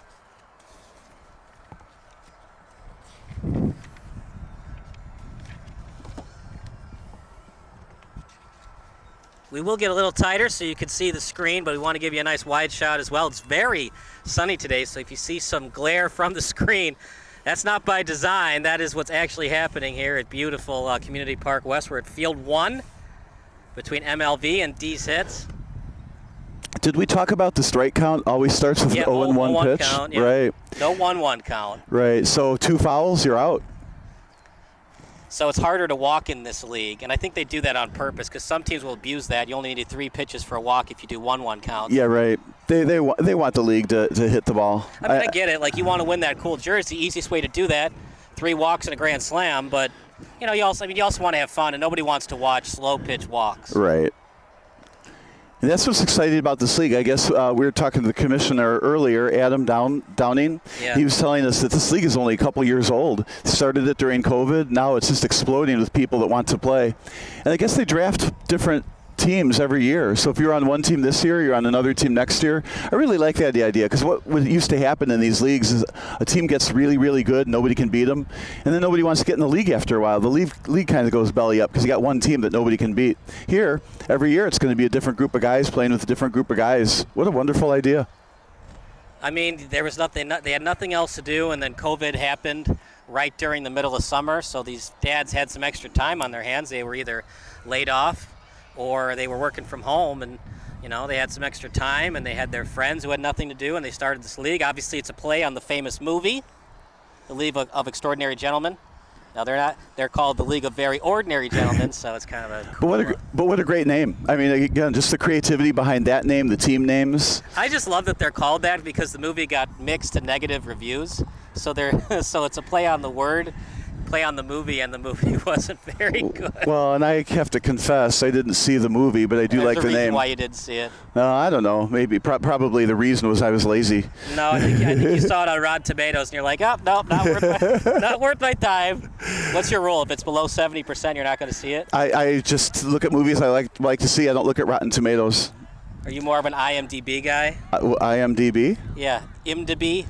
What does it stand for? It's the something database, the International Movie Database, I think. Oh, I've never even heard of that. I feel bad. IMDb.com, yeah. I mean, that's like number 2 to Rotten Tomatoes. Here we go, leadoff hitter for Midlife Vices will be Wang, the right center fielder. Azim on the mound for Deez hits. And the pitch. It's a ground ball to the third base side. It'll stay fair. And a base hit. That's a good way to start. And he'll get in there with a double. Yeah, we got our first pitch, first swing, and double, and that's might be the way it's going to go today. That's what we're talking about, a high-scoring game. Would you play the line, or is it too early to be hugging the line and playing to pull? I absolutely think it's way too early. In fact, you might never want to hug the line. You got to stop the big inning. You got to get the outs. That Schlossberg now up. Yeah, that pitch is way up there. Nice arcs. There's a strike, 0-2. Way outside for a ball. So he's going to try to get him go fishing, huh? I think the arc will come down as the game wears on, but that's the ticket. You got to keep the ball high. All right, I guess he called ball in the first. Yeah. So 2-2. That was close. I thought it hit the mat. Remember, it doesn't matter if it's a perfect strike. It's where it hits the mat. So now I got a 3-2 pitch coming. Ooh, that's risky there. 3-2. So he's got confidence, pitcher here, to throw a strike anytime he wants. Ooh, it's low. And he walked him. I don't like that. I would have swung, but you got runners at first and second. The problem with that, Bob, is infield fly in play.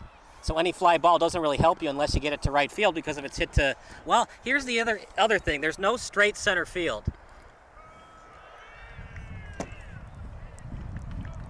0-2 the count. Well, the infield fly rule would be on, but I don't know how many pop-ups you see in 12-inch softball. It's just not a common occurrence. 0-2. Line drive to short, past the glove of Casey into the outfield. And that will score one, an RBI single. He advances to third on the throw, so it's an E right center. Left center. You don't have that in the book, so we'll say E9, base hit, advancing on the throw. And now 2 ducks on the pond with nobody dead.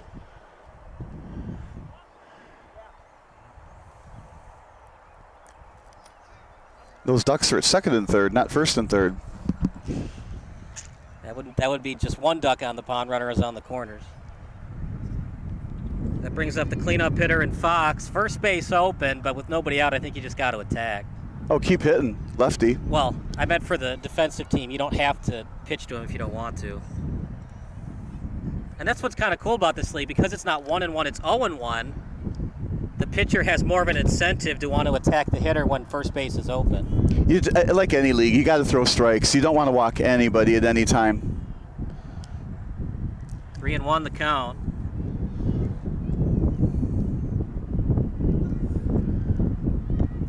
Ground ball to the pitcher, and it'll be a 1-3 put out. Yeah, it happens quick.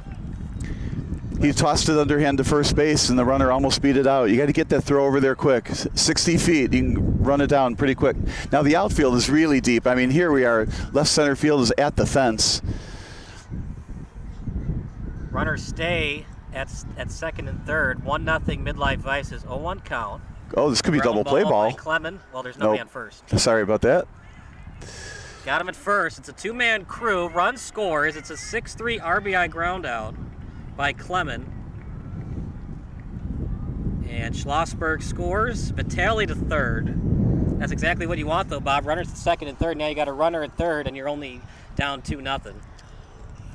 Runs are going to come in bunches because it's 12U, not 12U, 12-inch softball. Yeah, they will. They want to drive this guy in if you can. There's a grounder foul. And remember... Now, this has to be fair. Right. I know what you were going to say. Remember, another foul, he struck out. Got to make sure that next ball is fair. They really want to drive in this runner, though. Get a third run in that first inning. Kind of do some rough math. 3 times 9 is 27 runs, which is a pretty good, healthy number. Good time to dive for a fly ball if you want to in the outfield. That's inside for a ball. 1-2 the count. This outfield is still mighty deep. Yeah, I'd be pretty shallow, even though you're still in the middle of the order. Is that foul again? Batter's out. Oh, that'll be a K, striking out swinging as you write it on the book. And that does it for Midlife Vices. We go to the bottom of the first. It's 2-0 MLV here on SBS. Missing your child's sporting event just plain stinks. But you don't have to worry about that anymore, thanks to Sports Broadcast Solutions. SBS is a live broadcasting network, as well as covering your on-demand needs, recruiting videos, highlight reels, and much, much more. We can broadcast live to any website, and we also post as much on-demand content as you need. For more information about SBS, check out our website at sportsbroadcastsolutions.com. Sports Broadcast Solutions, a broadcasting network for everyone.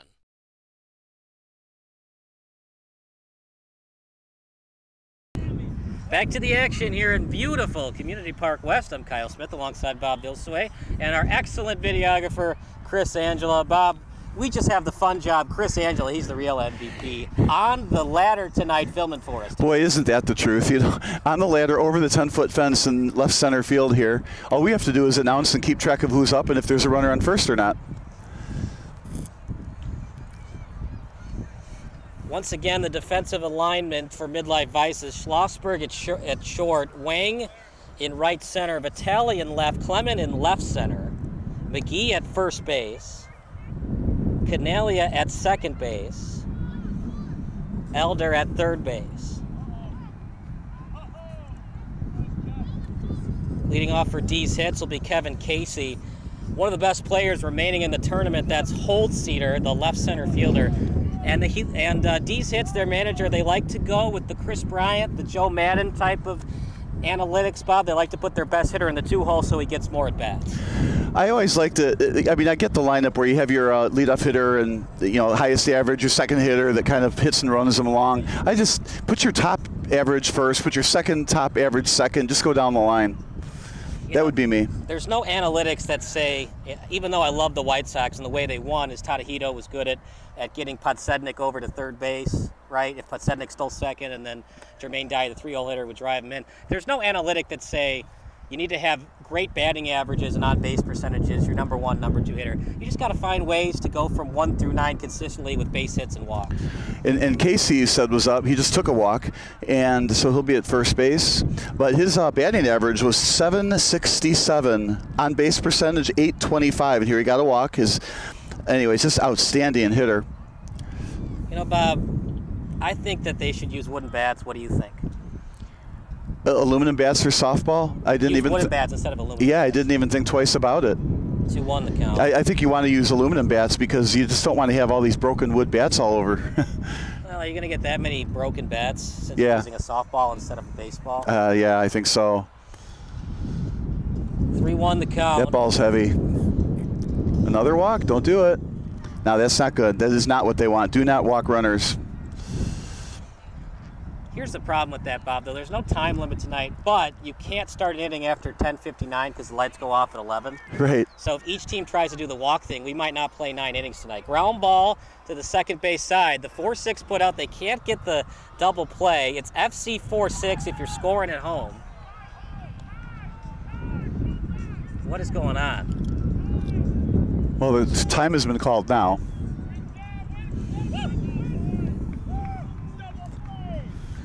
And something happened. Somebody said double play, so I didn't see what happened, but the 2 outs, runner at second now.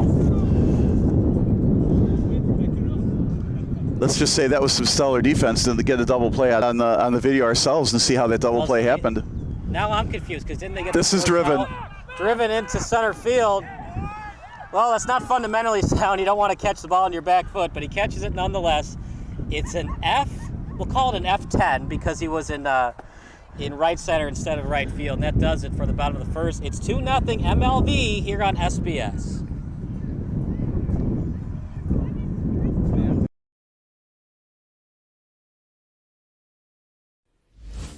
Sports Broadcast Solutions is a broadcasting network for everyone. We broadcast sporting events for people of all ages, including adult leagues, high school leagues, and kids. Complete with professional-looking graphics, broadcasters, color analysis, and commercials. We do pre- and post-game interviews with the players. In addition, Sports Broadcast Solutions does. Subscribe to us and listen to our professional talk videos about relevant topics in the pro and college ranks. Whatever your sports broadcast needs, contact us at sportsbroadcastsolutions.com and become part of the digital world.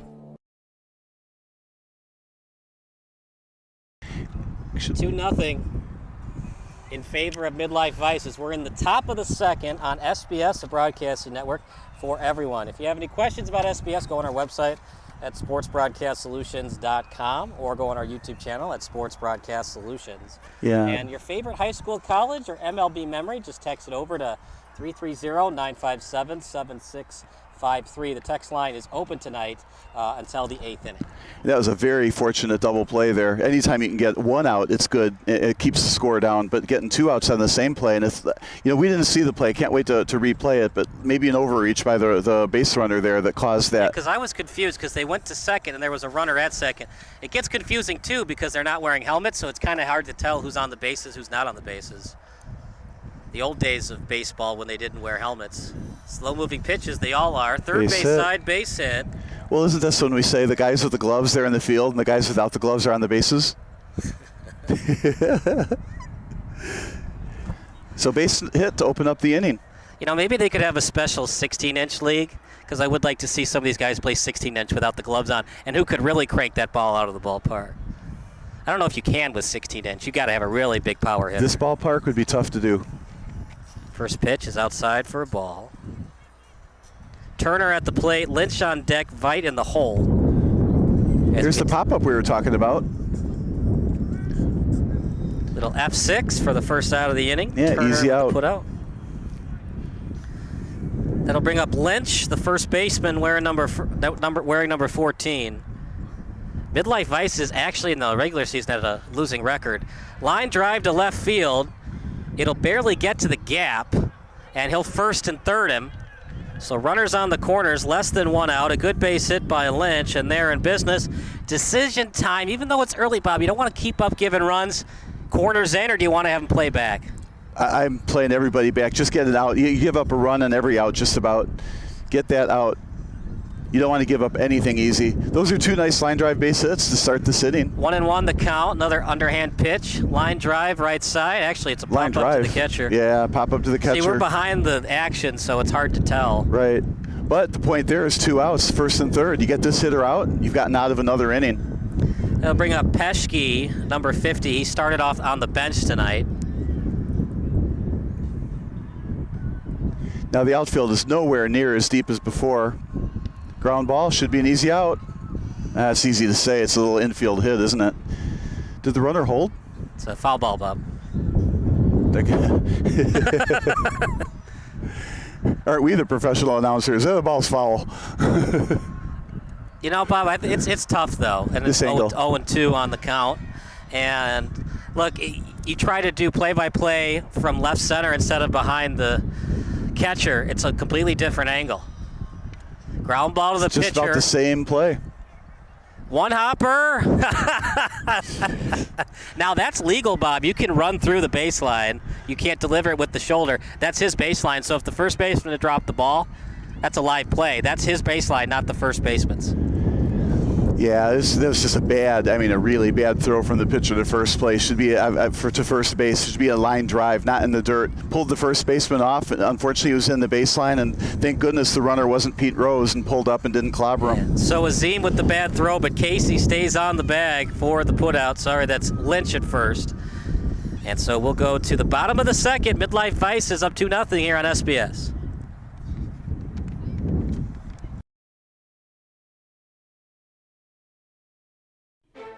Sports Broadcast Solutions is a broadcasting network for everyone. For those of you that just want raw footage of your sporting event, but no play-by-play or color commentary, you just need us to live stream video from the event over the internet. We will live stream your event on YouTube on our Sports Broadcast Solutions channel. In addition, we also have a dedicated channel on YouTube for live streaming at SBS Livestream. And if you need multiple channels, we can utilize Facebook Livestream and Instagram Live on our channel as well. Options include commercials from your sponsors, professional scoreboard graphics are still available, and of course, yes, pre- and post-game interviews are available as an option. Apologize for that. We had the wrong lineup. So Deez hits is now up. It'll be Jeffson, Turner, Lynch. I like those pitches. They're just about hitting the sky on the way down.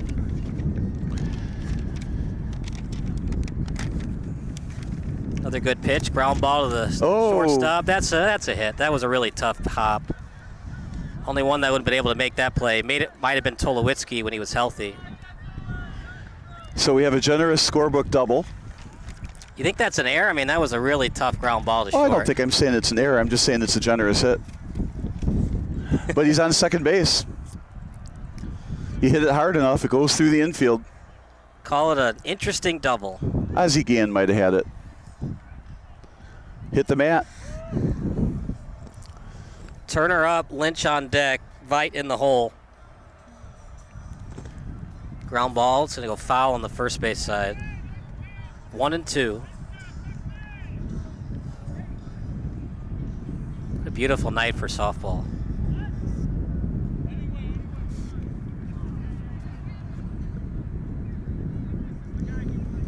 Fox on the mound. Look at that topspin action on the ball, and it goes outside for a ball. First base open, but I think you still want to attack. Ground ball, second base side. It's going to be a putout. 4-3 on the putout. Runner to third. That's Jeffson. And that'll bring up Lynch with Veit on deck. You're at the bottom of the order now, so if you want to walk Lynch and have a double play, you could go with that. Oh, gosh. It's not 90-foot bases, though, so those kind of analytical thinking doesn't really work in slow pitch softball. I like these really high pitches. It makes it real tough for the hitters to hit. when you get those really high pitches, it's so easy. You just beat the ball right into the dirt.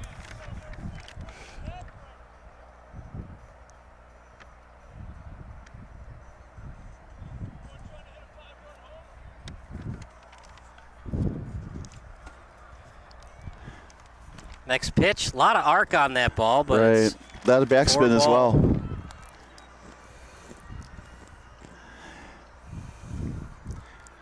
Fly ball, going to be an easy play in the outfield, and that'll do it for the inning. So they threaten, but they can't score. We go to the top of the third. The lower-seeded Midlife Ice is up 2-0.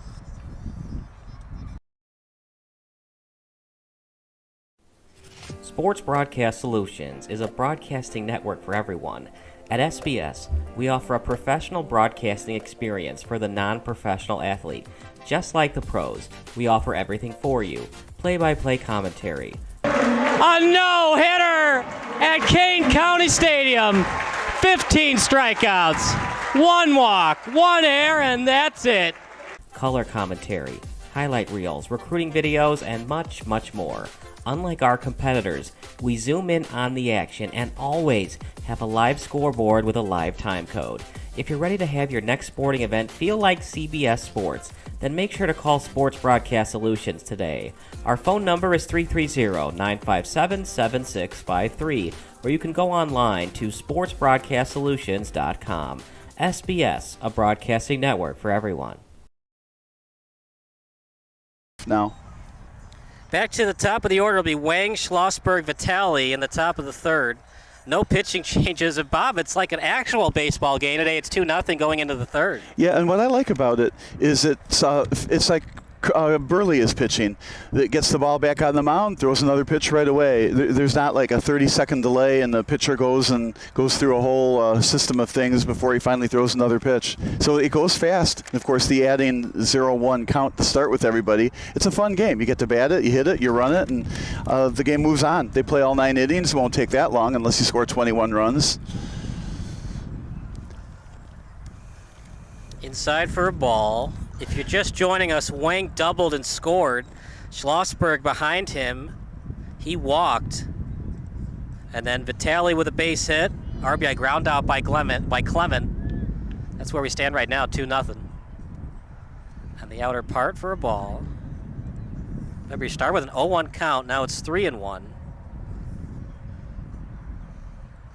And there's ball 4. You got to be careful about that. If you do that too early, some umpires get mad about that and they'll call it a strike. Yeah. And you would know that. You're an umpire, and as a manager and player, I'm very mad at umpires that do that. It's the rule, though. You gotta wait for the ball to cross the mat before you go to first base on the walk. Yeah, that guy took off a little early on that. But you hope that the umpire still calls what actually happens on the play. Some umpires don't like when players, now I'm not saying that's taking away the integrity of the game, but some umpires don't like that. So. And they don't. And you feel like sometimes there's a base hit, or is that foul? Live ball, down the line. It'll be a 2-bagger. No need to send them already up by 2 runs. You want to have a big inning. And now here we go again. Holtz-Cedar with a double. Runners on the corners. Decision time again. Infield in, or are you going to play the out? Yeah, I'll play the out. Get the out. Nobody out. In the middle of the order now with Vitale, Fox on deck. Vitale with a drive to the outfield. This should be. This is trouble. Not caught. I thought he had a good read on it. Got a bad jump at the last second. It's going to be a double. Probably should have been caught. Meanwhile, it's a double, 2-run score, and Vitale gets it done for Midlife Vices.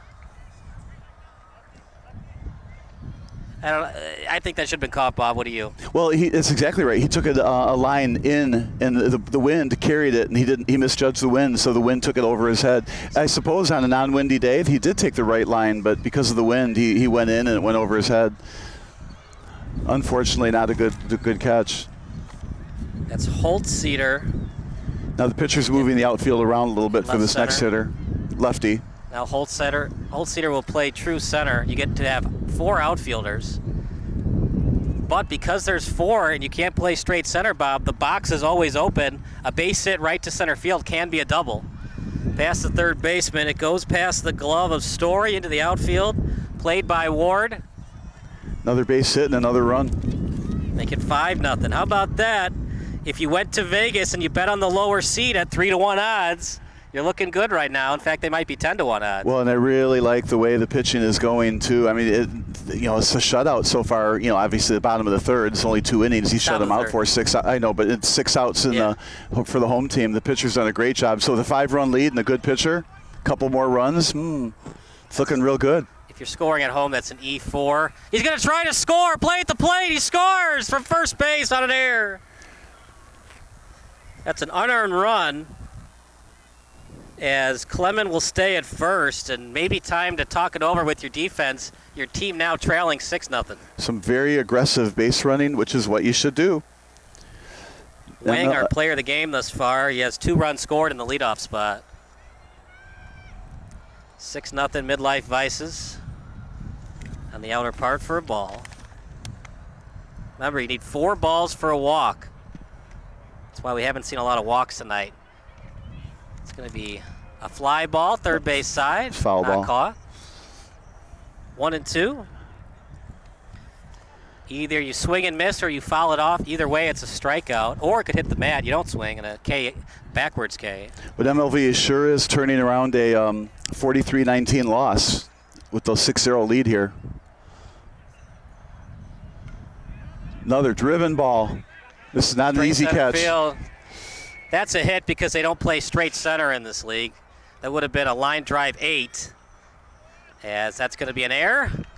I'm going to say an error on the catch. You got to catch the ball. You got to get off the plate and catch it if it's going to be a little bit shallow on the throw. In the meantime, the batter gets all the way to third base and another run scores. Another unearned run advances to third. E2. That's 2 errors this inning. I don't know. That looked to me more like a triple and stuff he was happens. At second before the throw. Then double, and he gets the third on the error. I say E2. Would you say E6? I think the catcher should have caught that ball. I wouldn't even give the error. I would just, in my scorebook, I just give him a triple. Well, that's because you're the color commentator where everybody gets orange slices and juice boxes, and we all sing Kumbaya at the cookout after the game, right? I'm such a good scorekeeper. You know what would be awesome? If each team had their own Game Changer account, and they'd have their own website, so you could go to GameChanger.com/White Sox, and you get to see how Tony La Russa scores his team. Then you do like Cubs.com. That would be fun. /Game Changer. See, he misjudged that a little bit as well. The runner from third tagged up. But the wind carried. That's a great throw from left center field, though. Yep. Another run. It's 8-0. That was the first out. I was just thinking that was the first out. 8-0. Wow. Big inning. They're on their way to 43, right? There's no time limit in baseball and softball, but the lights go out at 11. But even though left center fielder slightly misjudged that ball, he was still able to get back on it and still grab it. Another line smash base hit. It's lined over into left field. Ward will take it out to the cutoff man and Casey, and kind of surprised he's not talking to his pitcher right now. Obviously, it's not baseball where you're hanging pitches. Everybody can hit it because it's slow, but maybe you want to talk to your defense right now because you've already had 2 errors this inning. Well, like I said, that arc has to be really high. You got to hit the back part of the plate. That's inside. You got to wear that, kid. We got ice. Do you know who has the most hit by pitches in MLB history? Babe Ruth? Hit by pitches. Well, he was hit a lot. Little duck snort into the outfield. Almost a collision, and it is, and a catch. Hopefully no injury. Somebody's not getting up quick. Oh, boy.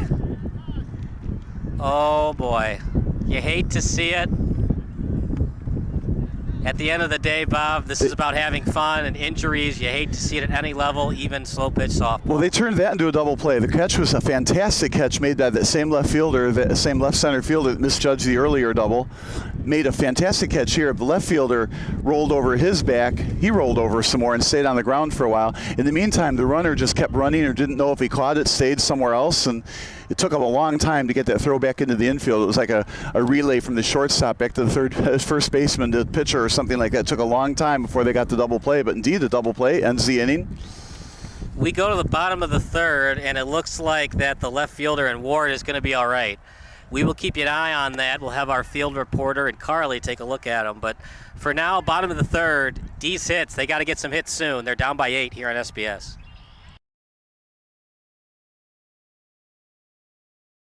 This is Sports Broadcast Solutions, a broadcasting network for everyone. Check us out at sportsbroadcastsolutions.com and become part of the digital sporting world.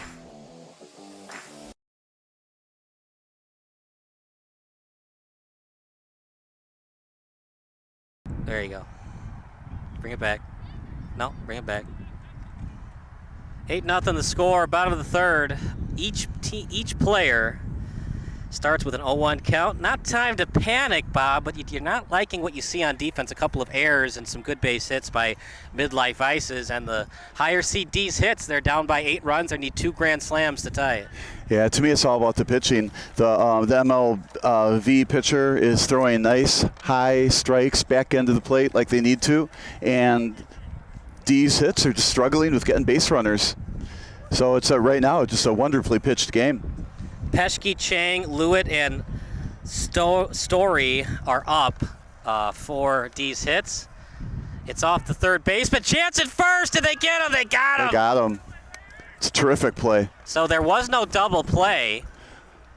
They came right, and then they came back out and got the third out. All right, so that was still the top of the third. So we're in the bottom of the third now. Right. 8-0 here on SBS. Missing your child's sporting event just plain stinks. But you don't have to worry about that anymore, thanks to Sports Broadcast Solutions. SBS is a live broadcasting network, as well as covering your on-demand needs, recruiting videos, highlight reels, and much, much more. We can broadcast live to any website, and we also post as much on-demand content as you need. For more information about SBS, check out our website at sportsbroadcastsolutions.com. Sports Broadcast Solutions, a broadcasting network for everyone.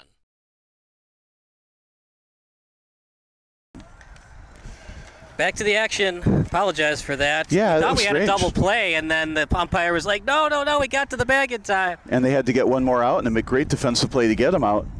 Pesky, Chang, Lewitt, and Stoney up to bat.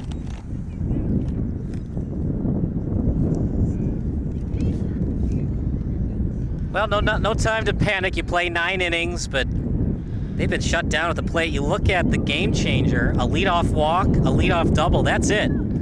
It has been very good defense today by Midlife Ices. Well, it goes back to the pitching. It is good defense, no doubt, but the pitcher's just stymieing them. Makes me wonder if these hits are used to opponents pitching like this.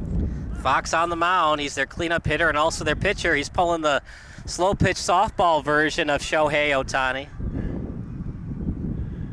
Well, clearly they're gonna have to beat him and see if they can get him out of the game. That's what you do here. I still remember that famous. It was a fight between the Tigers and the White Sox the year they won the division in 2000, and Parquet for the White Sox wanted to take on the whole Tigers team. Got a 3-1 pitch here.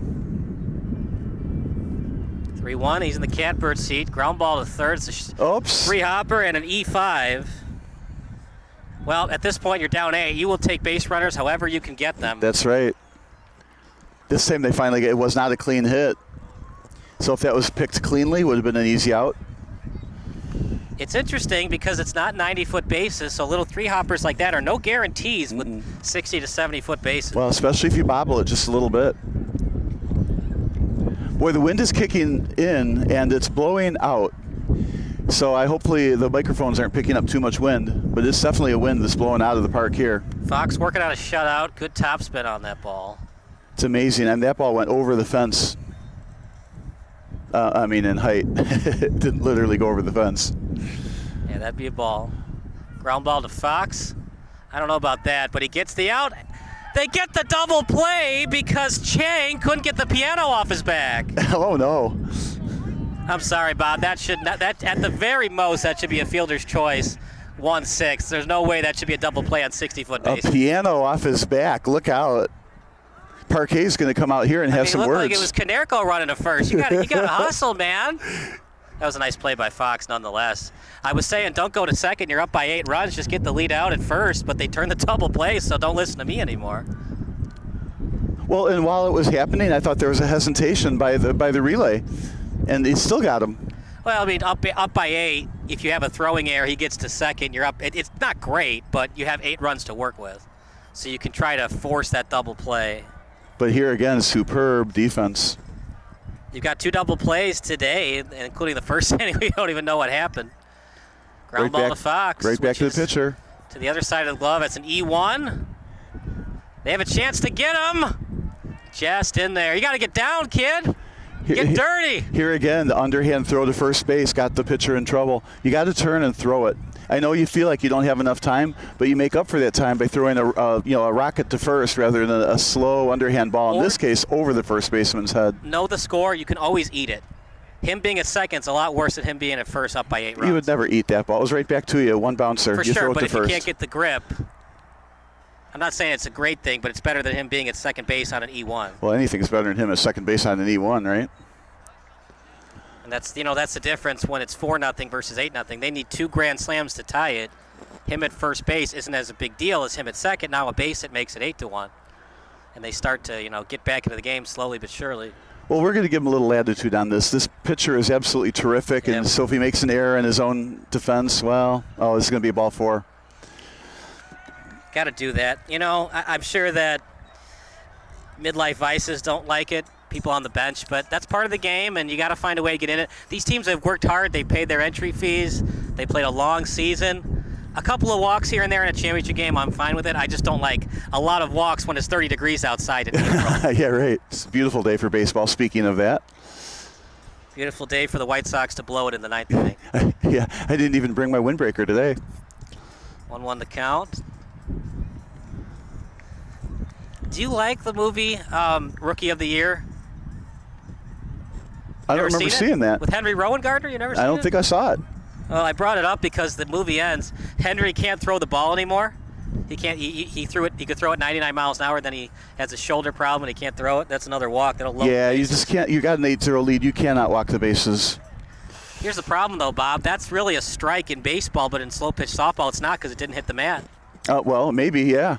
I don't know how it's a strike in baseball, but yeah, if it doesn't hit the mat, it's not a strike. Yeah. Well, in baseball, it's just where it crosses the body, right? Right. It could be a flat pitch if it doesn't hit the mat. Right, then they won't call it a strike, right. And here, apparently, you can throw a flat pitch. They're not saying he has to have an arc rule here. 0-1 the count. We're in the 2-hole hitter with Holtz-Cedar. Nice arc on that. Swung. Ground ball to short. Should be an easy put out, and it is. So they get 4 outs. He was on the bag and tagged him. That's 6-5 if you're scoring at home. We go to the top of the 4th. It's 8-0 Midlife Vices here on SBS.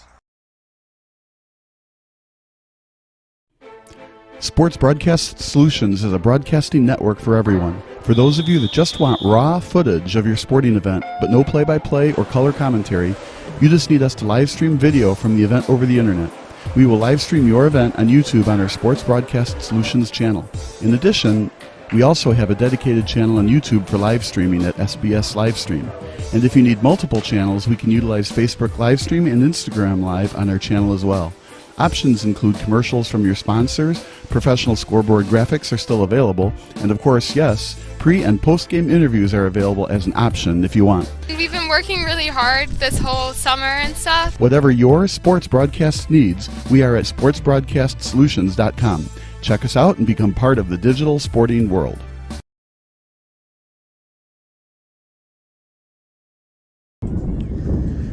Who let the dogs out? Who? Oh, no. Who let the dogs out? We have a little new puppy at home, a little foster puppy. We can let him go out without a leash. It doesn't go away. Actually, it's a she. Wherever we go, this little thing goes. Adorable doggy. You like Baha Man? Is this another movie? No, this is the band who sings "Who Let the Dogs Out." Oh no, I didn't even know. Are you with me today? Are you awake? Baha Men? Yeah. I've never heard of them. Well, now you know. That was their #1 single. Well, that's probably their only single, and that's why I haven't heard of them. This is true. These are facts. Yeah, wouldn't they be on the One Hit Wonder album? You ever seen the movie The Wonders? I'm just pulling up pop culture all night on you tonight, and you're just 0 for 3.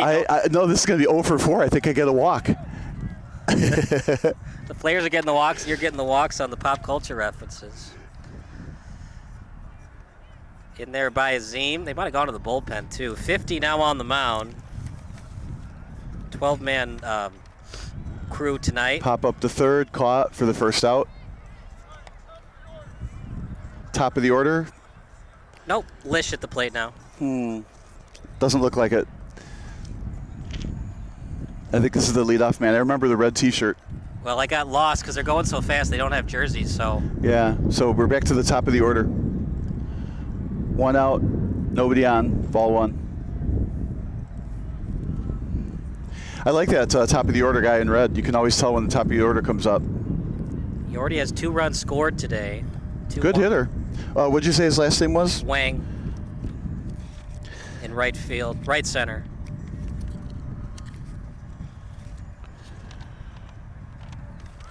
Just a meager 357 batting average, 444 on base. I mean, you look at some of the batting averages in this league, though. You got a guy that's hitting 714. Right. Well, he got a walk out of it. So don't walk a 357 batter, but that's why he's leadoff. He gets on that base any old way. Anyway, anyhow, get on base. We do have the one out that pop up. Oh, here's a line drive.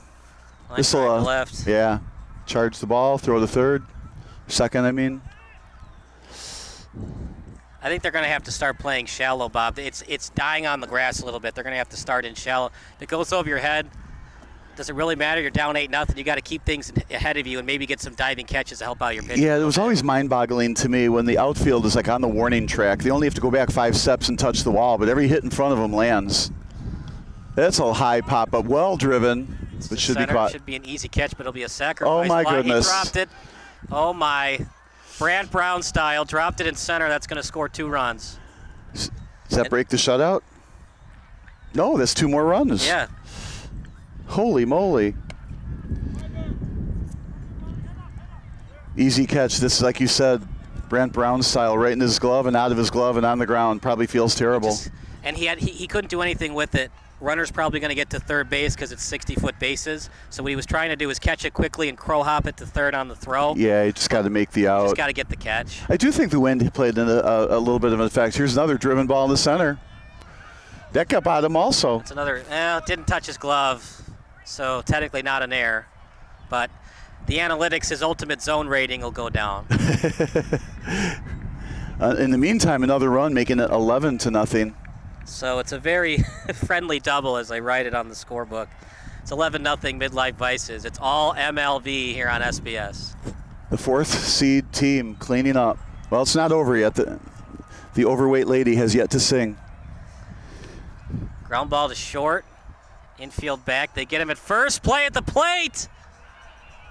He got him out. They got him.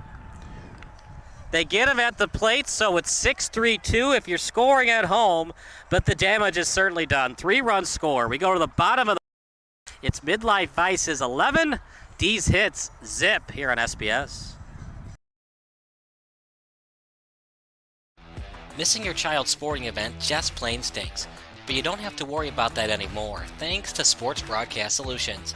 SBS is a live broadcasting network, as well as covering your on-demand needs, recruiting videos, highlight reels, and much, much more. We can broadcast live to any website, and we also post as much on-demand content as you need. For more information about SBS, check out our website at sportsbroadcastsolutions.com. Sports Broadcast Solutions, a broadcasting network for everyone.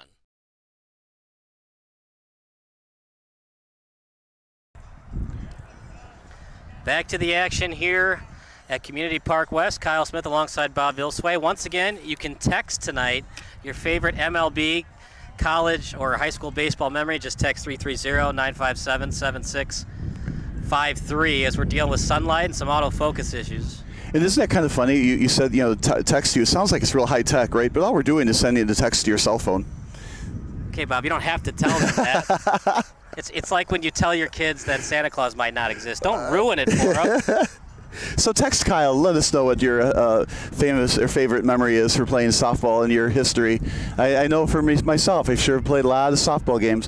One of mine, for what that's worth, I subbed for a 12-inch team one year, and I went 6 for 6 and turned 3 double plays at shortstop. That was one of my favorite games. That was years ago. So why were you on the bench the whole season? I was just subbing for them one game, and I was shocked they didn't ask me to come back. I mean, they just didn't need a sub again, I'm sure, but still.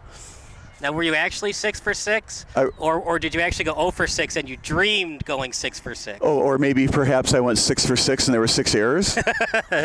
So really 0 for But 6. I remember it was a special game for me because all 6 hits were to the right side of the infield. 6 ground balls to short that they couldn't field. No, just to second base. Oh, okay. You were late on the swing, so you were On purpose. hitting everything to second. Like this hitter, right side of the... Ball, launch angle. Not enough on it. Oh, that's going to land. That's a base hit on the scorebook, but for analytics, play at third. This is going to be a triple, and he stays at third? He's going now, kind of late. To get rid of the shutout, he will. He gets a credit for a triple and an error and scores. So it's a double. Yeah. Did he go to third on the throw? I don't think so. We'll call it a triple and an error. Well, and you know what's interesting about that? I mean, I hate to put anybody under a bus here, but it should have been an easy out in right field. Yeah. Oh, you know what, though? Wait a minute. If you look now, the sun is right in his eyes. Maybe Doesn't matter. Wear the sunglasses. Yeah, I shouldn't be quite so mean. That might have been a sun-drenched triple.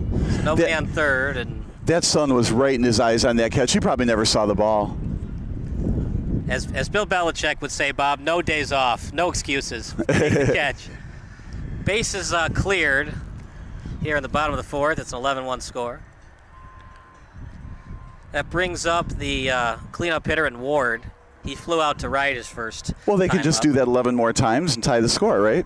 And boy, I'll tell you, the right fielder, he's got his glove right in front of his face. He is clearly blinded by the sun. This is driven. Fly ball Look out. to the left. We might Got have a souvenir. Chance to go. Off no, the ball. almost. He's going to try to go to second. They'll hit the cutoff man as MLV's left fielder in Vitale will wisely throw it off to the cutoff man in Schlossberg, and they'll maintain their 10-run cushion and allow him to get into second. Yeah, and these hits are starting to tee off on the ball. A triple and now a double. That's what happens when you give teams 4 outs. Should have been caught in right field, and now there's nobody dead. Runner at second. I still remember that game where the Mariners blew a 12-0 lead. And I still remember that to this day, because if the Mariners had won that game, they blew a 12-0 lead to the Guardians. If they had won that game, they would have beaten the record for most wins in MLB regular season history. Did he tag him before he was on the base? Well, they're not going to replay it. They're going to call him safe at second. Back on the base. Yeah. I know from here it looks like he's clearly all right, but it's not a force out at third base. No, he had to tag him, and he should have slid. I think they're talking about it a little bit like maybe he should have had to slide. It's an avoid contact. It's not an automatic slide rule because a lot of these guys wear shorts and they forget to wear their long socks. Yeah, the umpire's talking to him. At any rate, what we saw for the call was out at third, although it was very close, maybe closer than it looks. Is he still on the bag, though? They had to overrule a call then. She does look like he's on the base from here.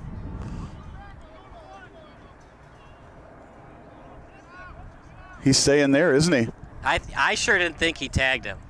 I think he was on the bag before the tag. Well, there's still nobody out then, second and third. So it's a infield hit. That's on the third baseman all the way. This is the mechanic of it. You catch the ball and let the guy run into the tag. You don't push at the runner. You just let him slide or run into you. Well, if you try to push, then you just get under the tag. Yeah, and in this case, clearly he didn't do that. The runner stepped on the base before the tag. But we're in the Bob Uecker seats, so from here, if we say he missed the tag, it doesn't hold a lot of credibility. Well, You're I gonna have think to we were play right that back. because the umpire agreed with us. He's still at third base. Yeah. And that's the good thing about putting this on video as well. You can play it back later and zoom in and make your own judgment. 2-1, 11-1 the score. Oh, ripped. Liner into the gap. Well played. Out in right center field by Midlife Vice's Wang. So these hits are not done. They might be down, but they're fighting. 2-run score. Well, 1 scores. Yeah, 2 scored. It's a double. So you got 11-2? Yep. I got, should be 11-3.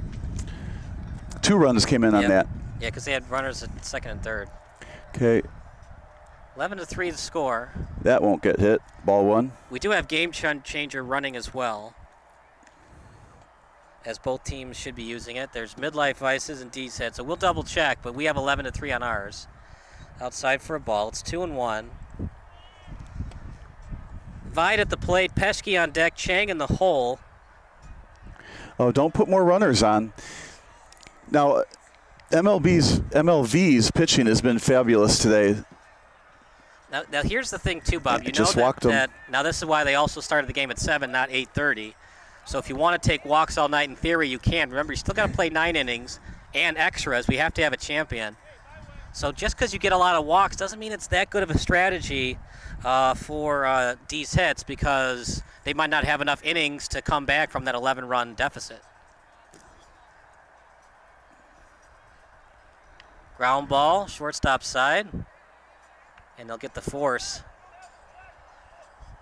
You got to be careful about that, too. I think it's all in good fun, but some umpires might think that was an ill-advised Well, tag, especially, unsportsmanlike. I'm going to say this, so especially where the play just before the runner stepped on third, didn't slide, and the tag was maybe a tad late. I think with the tag, the way he made it was absolutely warranted.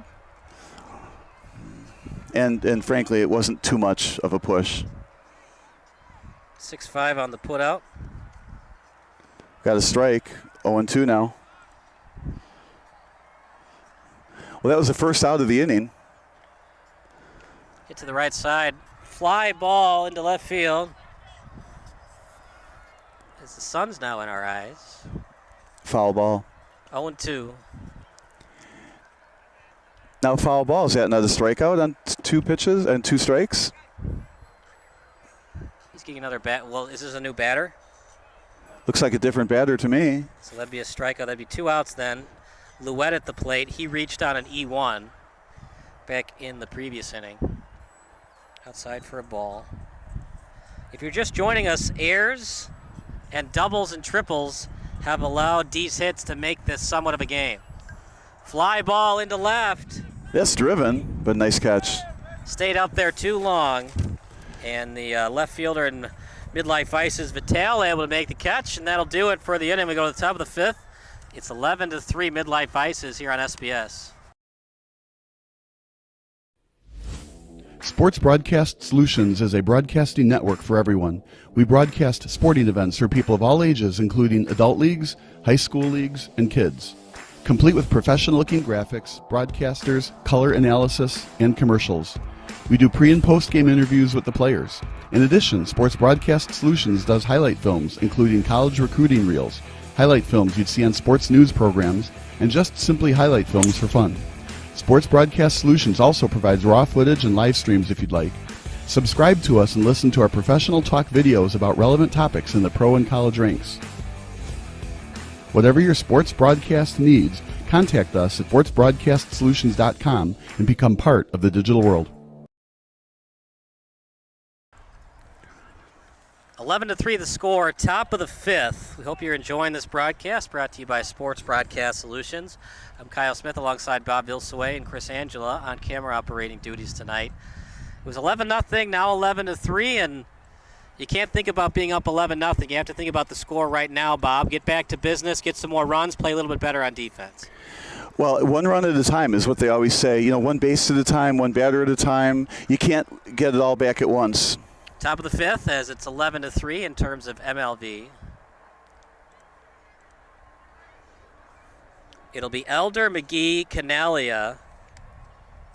Elder had a double, and he reached third on an E2. That was not a good throw by the shortstop from Deez hits Casey.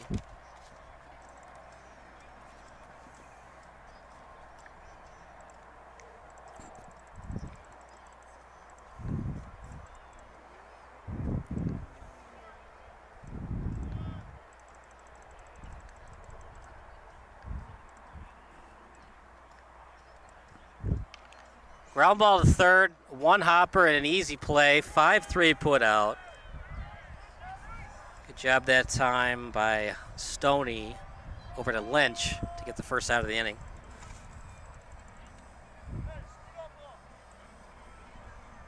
Each batter starts on an 0-1 count. McGee with a sacrifice fly and a walk, so he has no official at bats today.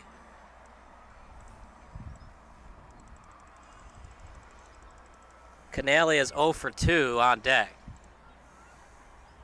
Outside for a ball. Hope you're enjoying the broadcast. Don't go anywhere. Post-game interviews brought to you by SBS coming up next.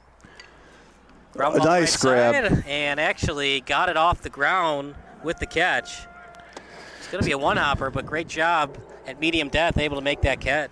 And talking about the post-game interviews, not to air some dirty laundry, but you had to change his shirt. So Kyle's going to be on camera with his gorgeous SBS shirt. I mean, the reason that MLV, many reasons they're winning tonight, but you look at their 1 through 3 hitters, they've been on base all 3 times. So 6 people on base, 5 of those 6 times they scored. That's definitely getting it done. Yeah, Actually 8 out of 9 times they scored. Yeah, truly the recipe for success. Just like I said, one batter at a time, especially if we can get that first one on. This is driven. Out to the outfield, but it's a fly ball and a catch, and 1, 2, 3 goes Midlife Vices as Ward makes the catch. We go to the bottom of the 5th. It's 11-3 MLV here on SBS.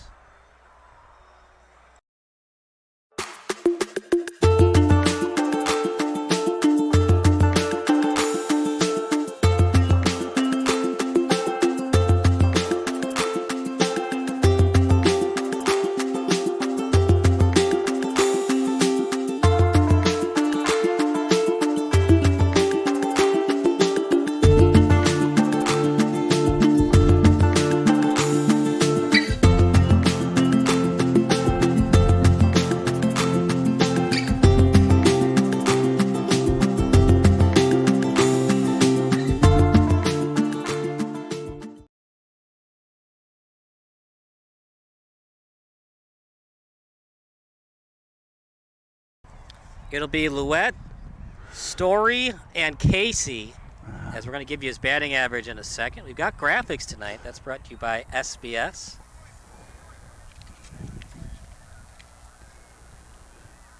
We're going to play 9 innings tonight, as we will be playing until the lights go out at 11. Louette not batting too well this year, only .294. In slow pitch softball, you really want your guys swinging about 400 to 500 since it's so easy to hit the ball. But he's there for his defense as well. He plays a decent second base for Deez hits. They're going to need him to hit, though, Bob. They're down by 8 runs, and we're starting to get closer to the end of the game. Well, yep, everybody's got to hit. That's well said, and they're down by 8 runs. Like I said earlier, though, every at-bat one at a time. The outfield seems to know them. They're relatively shallow. Is this really Louette? It's either Louette or Story. It looks like Story. I think Louette was... Something happened. I'm behind. I think this is Story. Story with a base hit. Little liner into left field. Base hit. Got to change it. So who's after Story? It'll be the leadoff hitter, Casey. As Casey he has not reached base yet via hit. Both of his on-base percentage appearances were via the walk.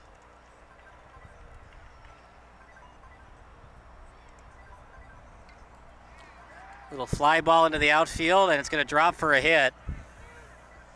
Thought about first and third on the running, but you're down by 8. You just need base runners. You need to get as many runners on base as possible. Don't need to force an out at third base.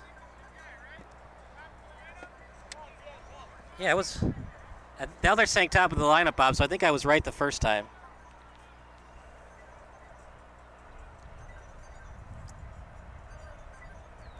Well, ball 1. All right, so if I was right the first time, that would bring up the top of the lineup, because the outfielders are saying top of the lineup. They do know. All right, so base hit, 2 base hits. Ball 3. 3 and 1. Just take the walk. And your book shows nobody out yet. Yep, nobody out. Most likely going to stay at third. Nope, they're going to send him. First and third. Risky, but he scores. Louette scores. Base hit by Casey, his first hit of the game. And he first and thirds him as well. So runners at the corners, nobody dead. MLV now only up by 7. And that's the important stat here. All that matters is the box score and how many runs you score versus the other team, especially in a championship game like this. Well, and they're making a nice comeback after falling behind 11-0. Holtz-Cedar. This is way out here. Has a chance. Just misses going over the fence. It's going to be a Lisa double. A frozen rope to the cutoff man. A chance at the plate. They don't get him. Holtz-Cedar looking to go to third. He won't. And he drives in the leadoff hitter, and Casey Holtz-Cedar gets it done with 2 ribbies. And just like that, it's 11-5. I got 11-6. 11-6. I'm thinking 11-4 seems like a game you really can't catch up on. I mean, you can, of course, but 11-6. I mean, that's getting real tight here. A 5-run game only, nobody out, bottom of the 5th. You're not even half through the game yet. I said 11-5 because since Deez hits is the higher seed, they get a -1 handicap. That does it. What the? I think that rolled into the gutter there. I think it was just changing balls there.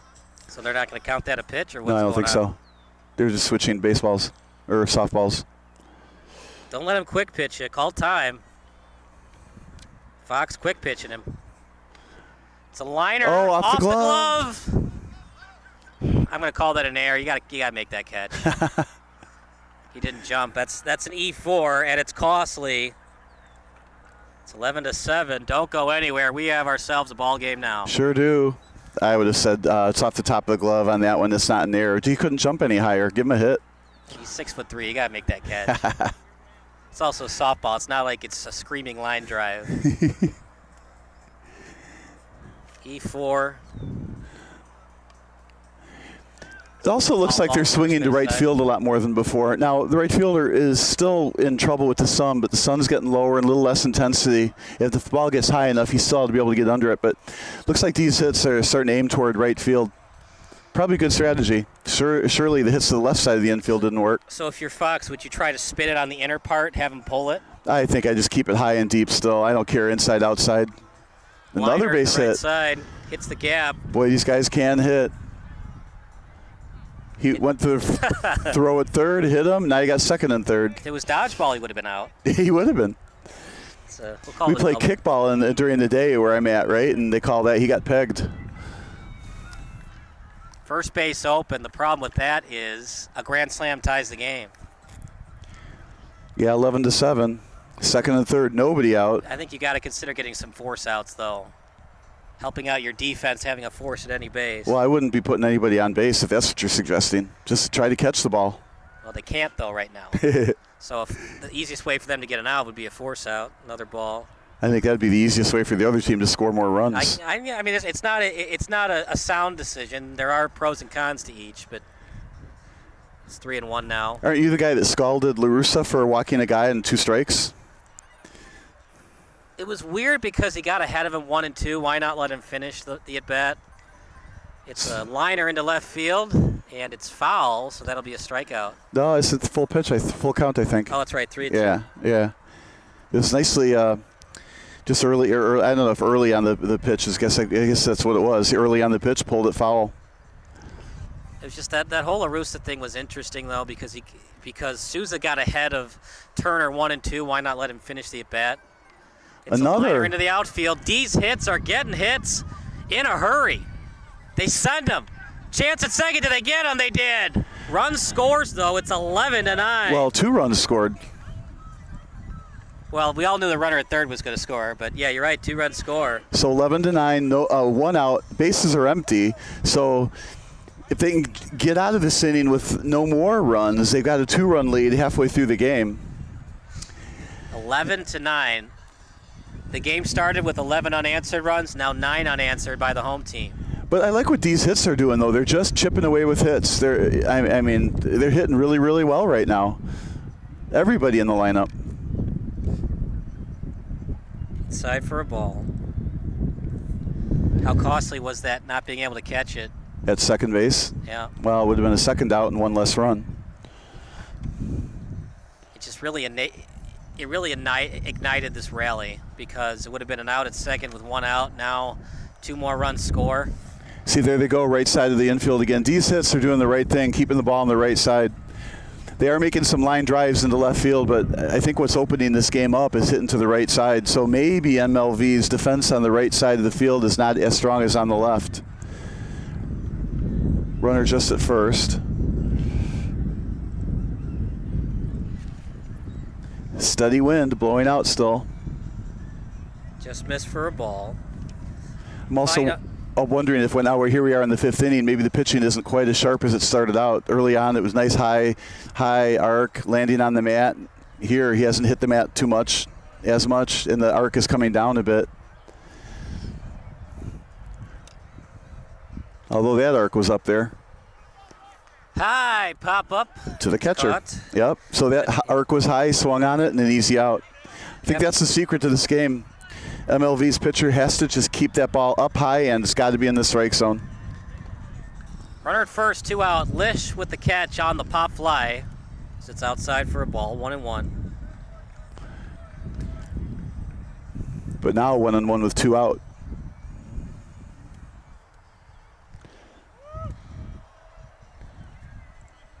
One and 2. Got to find a way to get it in play, but you're wondering now if MLV is starting to think about this. They were up 11-0. They blew that lead. Now they're only up by 2. A home run ties it. Ground ball to third. Should have been an easy fourth fielder's choice at second. It is FC 5-4. That will do it for the Threats. So Story gets it over. Sorry, that's Elder over to Canalia. We go to the top of the 6th. It's 11-9 in favor of MLV. Start living life on your terms. Build your dreams. Reach your goals. Change your future. Heal your community. With over 440 open locations, Physical Therapy and Balance Centers is the #1 physical therapy franchise and the leader in vestibular and balance therapy. Join the healthcare revolution.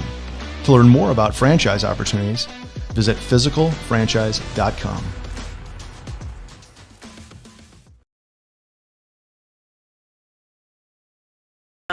11-9 in favor of Midlife Vices. Top of the 6th. We're more than halfway home. If you're just joining us, MLV led 11-0, and then Deez hits came back with 9 unanswered. And now MLV, it's gut check time. Can you regroup and score some more runs? Play some better defense. Got to catch the ball. There was a couple of plays in right and second base they should have had, and they let Deez hits get back into the game. Well, it's a very tense game now. 11-9, 5 innings done. There's only 4 innings left. So, I mean, this is what you want in a championship game. It started out a blowout, and it's absolutely anything but a blowout now. And the game is going to change for another reason. The sun is just about going to go away behind the foul area in left field, and the lights are coming on. So things are going to change. And I'm personally amazed how well the softball players are able to hit these baseballers, these softballs that are arcing above the backstop. It's amazing pitching and some amazing hitting. And to your point, maybe a little bit better defense behind all that. Bottom of the order, DeWeird, Tatanchi, and Lish. Trying to get the rally going for MLV.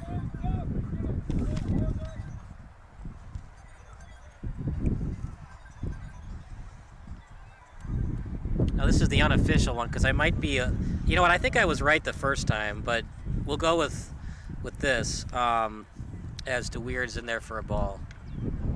Base hit. They go so fast that it's sometimes hard for me to keep up with scoring, as it's a base hit for either DeWeird or Tatanchi.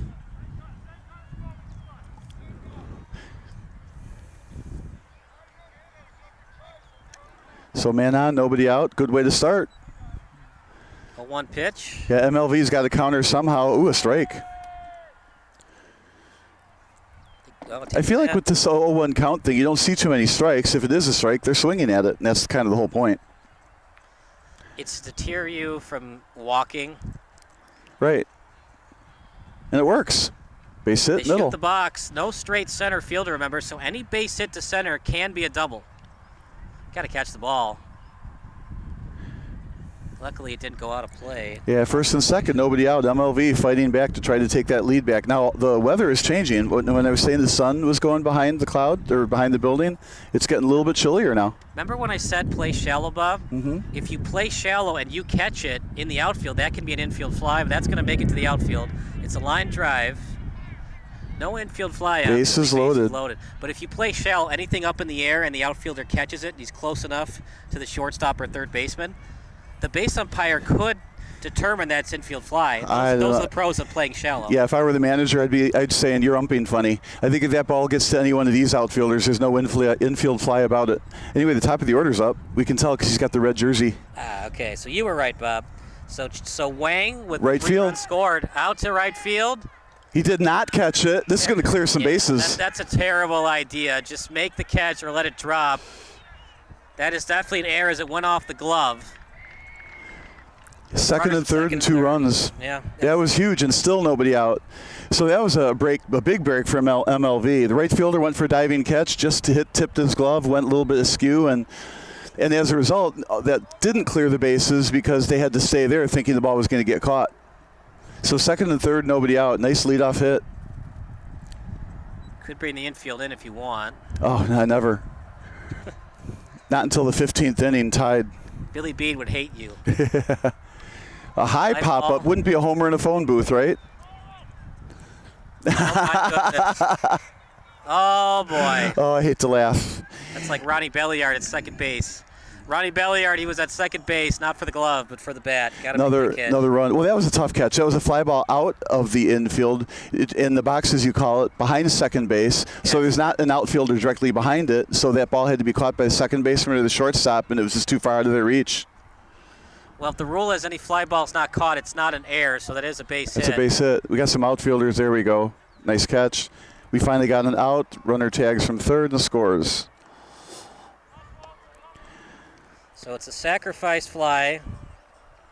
Yeah, MLV is not going down easy here, even though they had the lead. Now they're extending the lead back to 15-9. They're up 6 and 1 on, 1 out. Outfield's getting adjusted. 15-9. Baseball can change in an instant, can it? Now, this is a new pitcher this inning, right? I don't know. Nobody tells us anything. This might be out of here. Ball into right. It's going to get over his head. It'll be a 2-bagger. He's going to try for third. They're in trouble. They got 2 runners to third. Can't have 2 runners on the base, and it works. Only in slow pitch softball would that ever work. It's a triple and an RBI for Fox.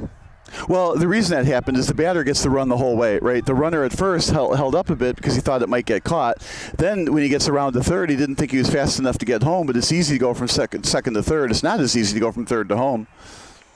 So he held up. Luckily, the ball was misplayed just a bit at third base, and he was able to go home. So runner at third, 1 out. They got to drive this one home. I'm not saying, stop scoring runs, 16-9, but you get that 17th one, that's a big run. Well, this will get him home. Ball into the outfield. Yeah, this will get him home with another way. Nice catch. Sacrifice fly. He's got a cannon for an arm out here, though. Look at that throw. One bounce to the plate from out here. Things would have been interesting if it was 90-foot bases, but they do not play 90-foot at this league. Another sacrifice fly. That time it's by Clemens. Well, with 12-inch softball with 90-foot bases, he might never get a base runner. Don't you want to see that, though? More of a 5-4 game instead of 16-9? You mean a no-hitter versus a one-hitter? I'm sure you'd get some base runners. I mean, you're going to hit the ball, right? The slow pitch softball. Wouldn't that be funny? You hit the ball to the shortstop, and the shortstop would have to throw the ball into deep right field to get the out. Fly ball into the outfield. It's driven to left. Another can of corn. Having some lack of communication right now between Ward and Holtz-Cedar. Almost collided again. Meanwhile, that'll do it for the threat, but the damage is definitely done. Oh, lots of damage. 6-run score for Midlife Vices, and they're back to where they used to be. It was 8-0, now 17-9 here on SBS.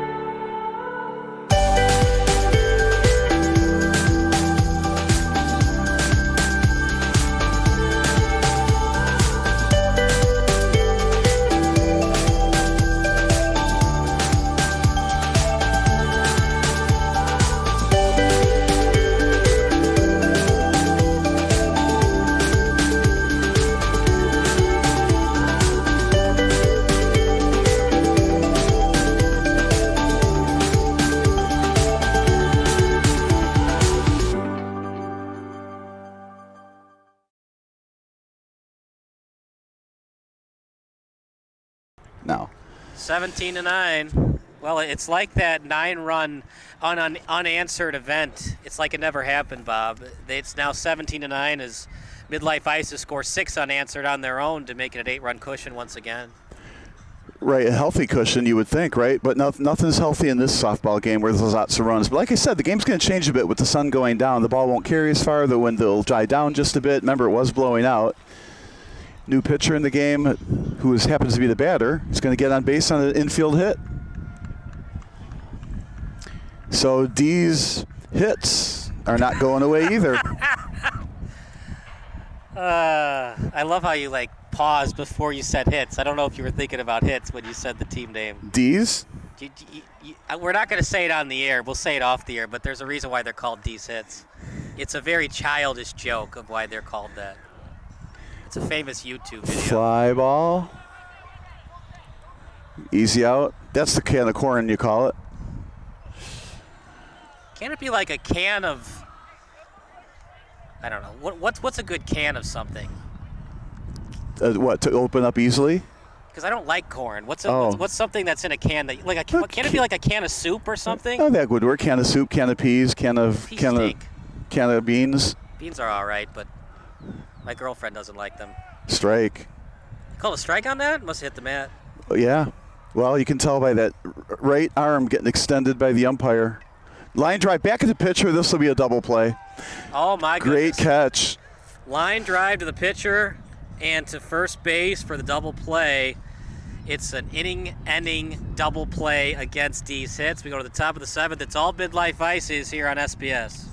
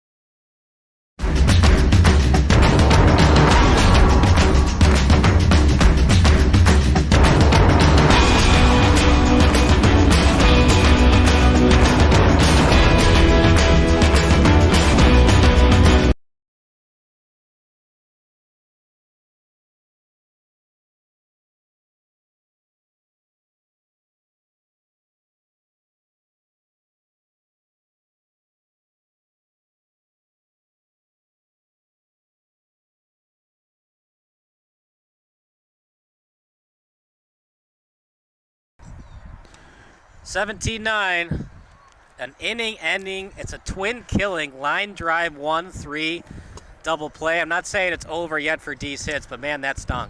Yeah, when you're running in a no leadoff league too, you just can't run on contact. You got to make sure that ball gets through, and there's no way that ball's going to get through, and you can't make it to second. So that's probably a base running blunder there. If you're wondering why Midlife is up by 8 runs, they're 1 and 2 hitters. They have 8 combined runs scored, 4 for Wang, 4 for Schlossberg. That's going to get it done. Yeah, you almost right there just said the story of the game. They keep getting the leadoff men on every inning. And leadoff and the 2-hole hitter are both getting on base. Right. And a 17-9 lead. 3 more innings to go, so the game is 2/3 over. You know, kind of the new age of baseball, Bob, and the thinking is you don't always have to have your speed demon in the leadoff spot, because the thinking is, well, he's only going to bat leadoff once. In theory, yes, but if you have a good pitcher on the mound, everybody goes down 1, 2, 3. He's going to bat leadoff at least once more, as that's into the gap. Easy play by Holtz-Cedar. 1 up, 1 down. Well, I think that's why sometimes Madden on the Cubs would bat a different ninth batter ninth than the pitcher. I didn't subscribe to that. I think the top hitter in the lineup should be your best hitter, and right down the line to your ninth hitter. The guy that can get on base. I'm against putting Anthony Rizzo in the leadoff spot. If he's got your highest batting average, I wouldn't be against that. Yeah, but usually your best batting average has power too. So I want him in the 3 and 4 spot, maybe the 2-hole. Well, that's generally been for what baseball's done for the last 100 years. I'm saying that I am different. I would like to see the highest average first, the next highest average second down the line. Generally. I mean, of course, you're going to have a power hitter you might like to drive in runs, but I don't think there's anything wrong with a power hitter number 1 in the lineup. Yeah, George Springer hits a lot of home runs. He's in that leadoff spot. Ricky Henderson hit a lot of leadoff home runs. But yeah, well, Ricky Henderson was special too. He also had all those stolen bases. That's a low pitch, swung on. See, that's the outfield. Yeah, first and third. That's what happens when you lower that arc. You got to keep that arc on the pitch high. It's between 6 to 12 feet, so you want it in that nice sweet spot of 9 to 10 feet, right? Well, higher if they let you. Some leagues have a height, but there's no height restriction here. So that's why some of these pitches. You can do over 12 feet on the. Yeah, that's why we're seeing some of these pitches over the backstop. And I have to tell you, some very skilled pitchers are throwing the pitches this high over the backstop. I mean, these arcs are way up there. No mercy rule tonight, as that's outside right. the ball. Which is good for a championship game. This is a Fly pop-up. Ball, and it's going to be to the foul side and caught by the third baseman. Well, first and third and 2 out, no runs this inning. It's a good F5 put out as it was caught that time by Story. Now it's to the last hitter of the lineup, the 11-hole hitter, the catcher in Lish. And then it's the dreaded Wang and Schlossberg in the 2 and 3 spots. I'm sorry, and every run counts here, right? So you have a 17-9 lead. You got a runner on third. There are 2 outs. This hit's big to make it 18-9. I mean, you want every run. Championship game. You saw what happened. You had an 11-run lead, and it evaporated down to just a 2-run lead. So every run matters. You got a runner at third. Drive him home. It's a little nubber to short. He'll step on the bag for the force out, and that will do it. No run score. We go to the 7th inning stretch. It's all MLV here on SBS.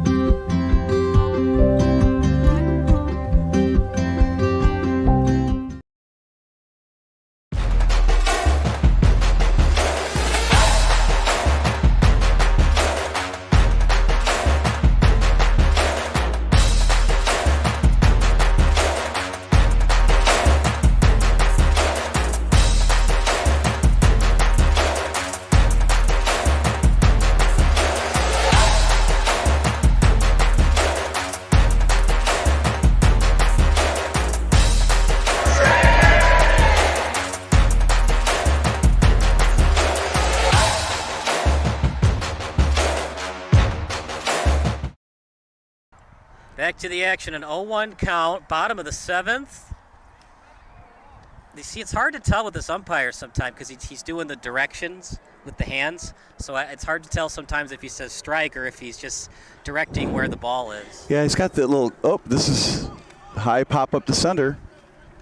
Can of corn, major league pop-up, caught by 20 and 1 up, 1 down. And showing off his arm on the throwback into the infield. Hey, there might be scouts in the stands. Yeah, you never know. He could end up on the White Sox next year. Be better than Gavin Sheetson, right? That's for sure. Oh, my. Shots fired? Yeah, I think so. I like him at the plate, just not so much on defense. Of course, you like Harold Baines at manager. I wouldn't mind it.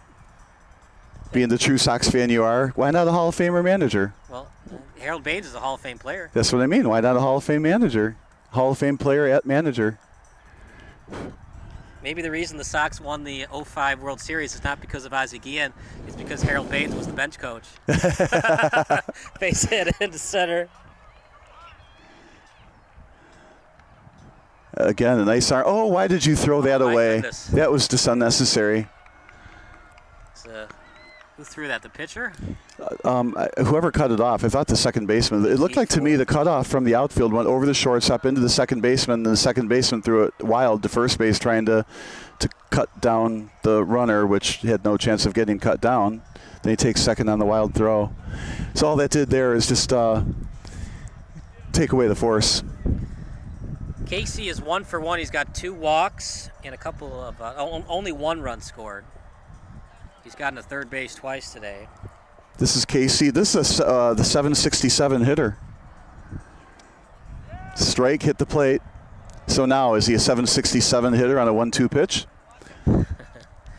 OPS goes down 100 points when you're down in the count. They're going to call him out on the strikeout. That's the first strikeout looking we got.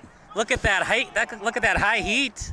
Throwing the cheese. High heat. That's exactly what it was. There's a really high arc. Didn't think it was going to hit the mat. Hit the mat. Strikeout. Went out looking. This is the first backwards K in your scorebook, even though I can't read your writing.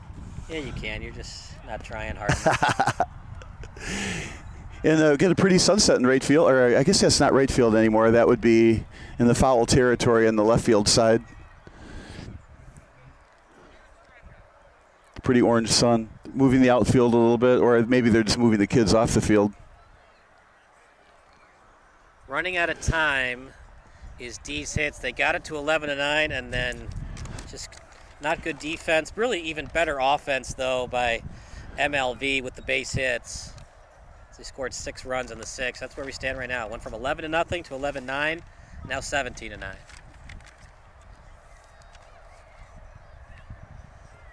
They have the right man at the plate, Holtz-Cedar, with a double and a walk today. Also a fielder's choice, 6-5 in the putout. It's funny when you keep score like that, and then you can look back and see what they did in the 2nd, 3rd, the 5th inning. Of course, if you can read the writing, that is. Wait, this isn't Holtz-Cedar. Well, it's ball 1 anyway. Ball 2.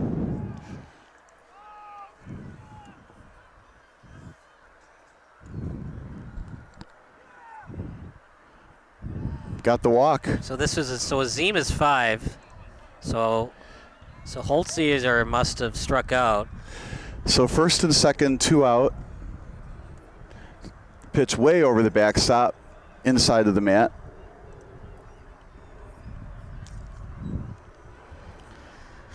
Ward, he's got a job to do. Find some way, somehow, to get on base. Another ball. Well, 2 out and 2 on. Fly ball into the outfield. Yeah, you don't want to keep it in the air. And a corn, an easy catch. Good job that time by Vitale. Yeah, that's Clement to make the catch. And we'll go to the top of the 8th. It's all Midlife Ices here on SBS.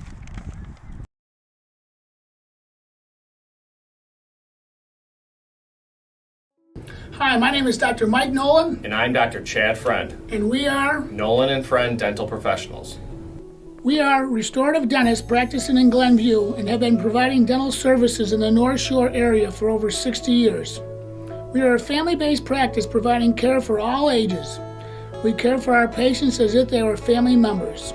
Our dental care that you will find here is warm, caring, and in a pleasant environment. Our team is highly trained and we will provide excellent customer service to you. We provide our patients with comprehensive dental care. We are able to do this by meeting with you to do a thorough evaluation using the latest technology, intraoral photos, and digital x-rays. From this visit, we can discuss your dental needs and provide you with a long-term dental treatment plan.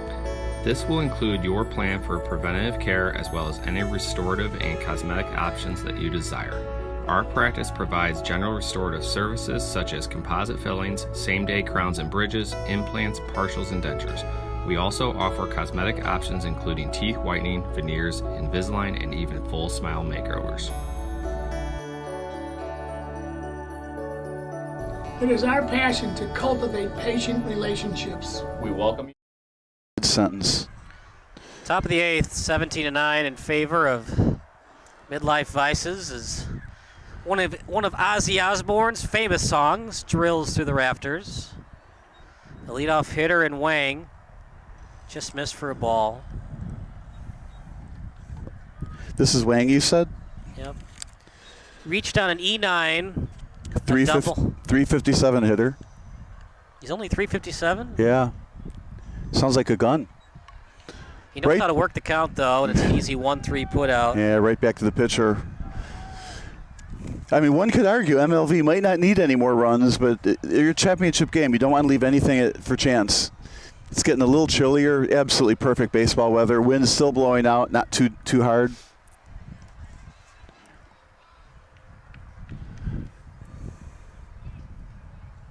0-1 count. 1 out, outside for a ball. Schlossberg has scored all 4 times he has come to the plate tonight. 2 walks, 2 doubles. He's a double machine tonight, just like Billy Butler was with the Royals. Liner into the outfield. It's going to split the gap. And it will be a leadoff, well, 1-out base hit for Schlossberg.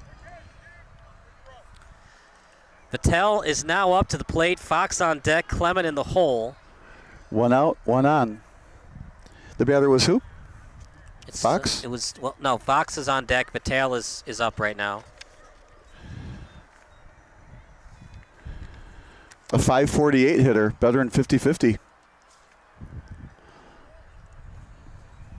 1-1 the count.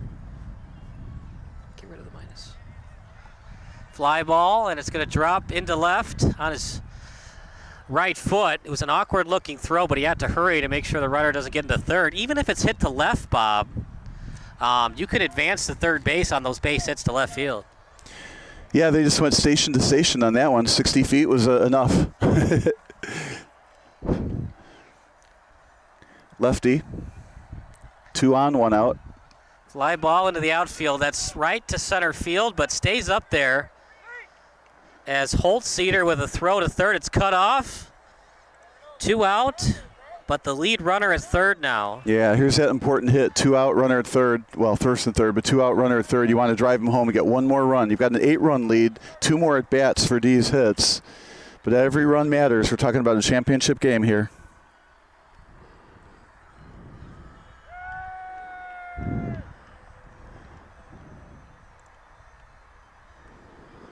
What a batting average for Casey. 767 on the year. Swung on and missed. Strike 3. He strikes out swinging.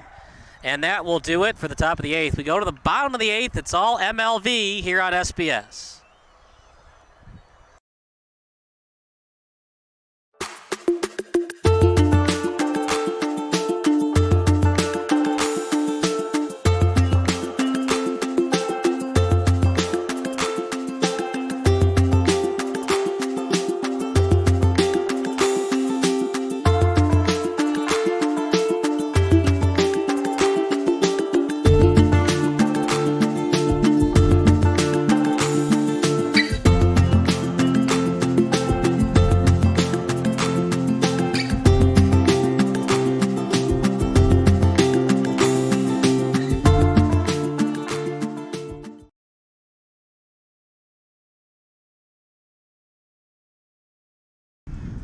Bottom of the 8th, as it's starting to get darker here in Glenview.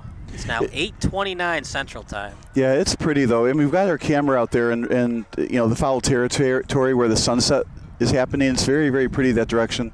It picks it up well, except now you see the stadium lights are on too. Our cameraman zooming in on the action, showing what it's like outside on this gorgeous, Tuesday night? They've got 6 outs to work with, assuming we don't go to extra innings. You got 6 outs to score 8 runs. The good news is it's the middle of the order now. Yeah, I mean, at this point, they ought to be smelling the victory with an 8-run lead and only 6 more outs to go. So you don't have to worry about silly things like pulling in the infield, keep the lines covered, but don't walk anybody. I think we're up to 3-1 pitch here. Don't walk anybody. Well, they're going to wait for walks. They probably will. Base. Yep, yeah. Good idea. So he's going to have to throw strikes for sure. Try to get 2 more walks and hit a grand slam. That's really where you're at right now. And you don't have to hit a grand slam, obviously, but you want to get some extra base hits in addition to the walks. Well, and as many times as the players have hit the fence today, I haven't seen one go over it. The wind is blowing out. It's favorable conditions, but the pitching has kept the ball in the park. When the pressure's on, you don't always play at your best, right? They knew we were coming. They knew we had the camera crew, and we're not going to see any home runs. When the pressure's off, that's when they start hitting dingers. I just wanted a souvenir softball. And then sell it on eBay for 75 cents? Well, it's inflation is now $1.75. Yeah, it's the meaningfulness of it. Maybe you can get a signature of the post-game interview.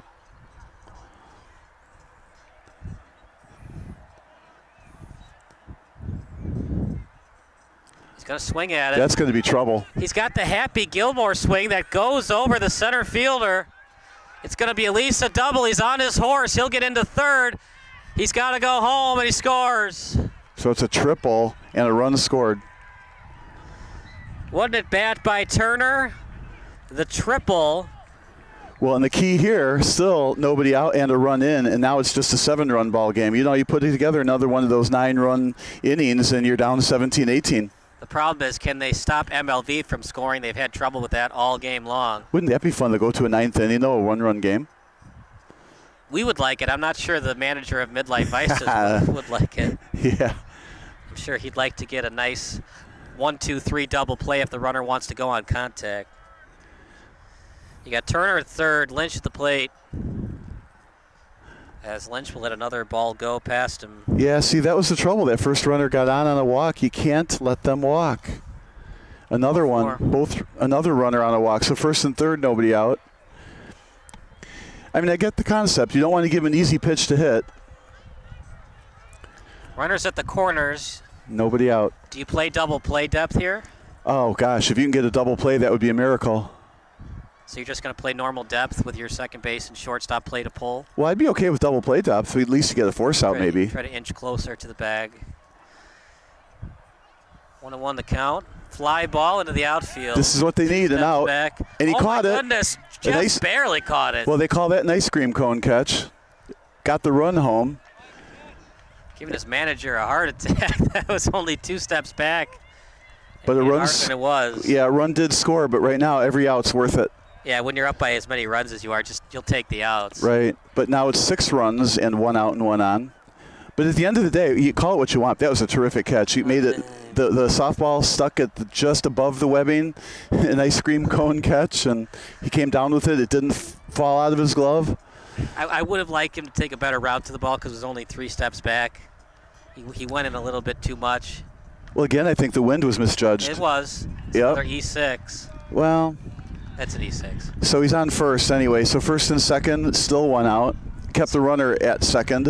I think what's interesting about slow pitch softball, because they're not wearing helmets, I know we've talked about it earlier today, it's hard to tell if they're on the bases or not because they're not wearing helmets, and I'm so used to that with baseball and fast pitch softball. Yes, very true. But 2 on, 1 out. The score is getting closer to being tense again. The outfield is not deep here, so they're not worried about the ball hitting the fence. Remember, if it stays up in the air, if it's caught by an outfielder, that could be infield fly. Yeah, I mean, I hear you when you say that, but I don't buy it. It's got to be a major league pop-up, though, not like a flat fly ball to the outfield. No, they won't call that, not in the outfield. And it's a 60, another walk. They won't call that because it's only 60-foot bases. They just won't. The reason why I bring that up, Bob, is because a skilled outfielder, if he's shallow enough, he'll let that drop, and if he's got a good arm, he's going to chuck that to third, and you crow hop it from third base, you throw it to second, and you get the double play. Now, it's only 60-foot bases, not 90-foot bases. Are you going to be able to pull off that 8-5-4 double play? Probably not. I would shoot the outfielder for not catching it. I mean, it's good gamesmanship, though. If you're that shallow and you're close enough to the infield, why not try to get the double play and drop it on purpose? That's why infield fly, it's one of the most important rules of baseball. If you don't call it, a skilled infielder will drop it on purpose and try to get that, double play on the pop fly. And Javi Baez comes to mind on a player that would do that. It's a shame what his career has become. He was such a good player for the Cubs. Well, he still is a good player. Oh, there's going to be another walk with the bases loaded. Don't do that. Oh, my goodness. As Tom Hanks would say in the movie A League of Their Own, game's getting kind of exciting. Yes, it is. A 5-run game, bases loaded, only 1 out. Bottom of the 8th. This is not the comeback MLV needed to see. I'm just surprised you've never seen Rookie of the Year with Henry No. Rowan-Gardner. No, I mean, we're Sox fans, so we're not supposed to see that movie. It's a Cubs movie, but I have to admit, it's a great film. Another ball, 2-1. Game's getting exciting. One swing of the bat, it's a 1-run deficit. Ground ball to second. He dropped it. Bobbled. It's an E4. Everybody's safe, and the bases are loaded with the tying run coming to the plate. 17-13. Bases loaded. 1 out. Bottom of the 8th. We haven't seen a home run yet. Well, we might not. We might see a grand slam. 0-1 the count. The base is full of Deez hits runners. This is on the pitcher. You just cannot walk all these batters. Just cannot. Can you warm up underhand? Like if you want to go to the bullpen, can you warm somebody up to get warm throwing underhand? Or is it just a skill you just have to do sitting off the bench and come in? Well, it would be a fielder in the field. Get the first. All right, that'll work too.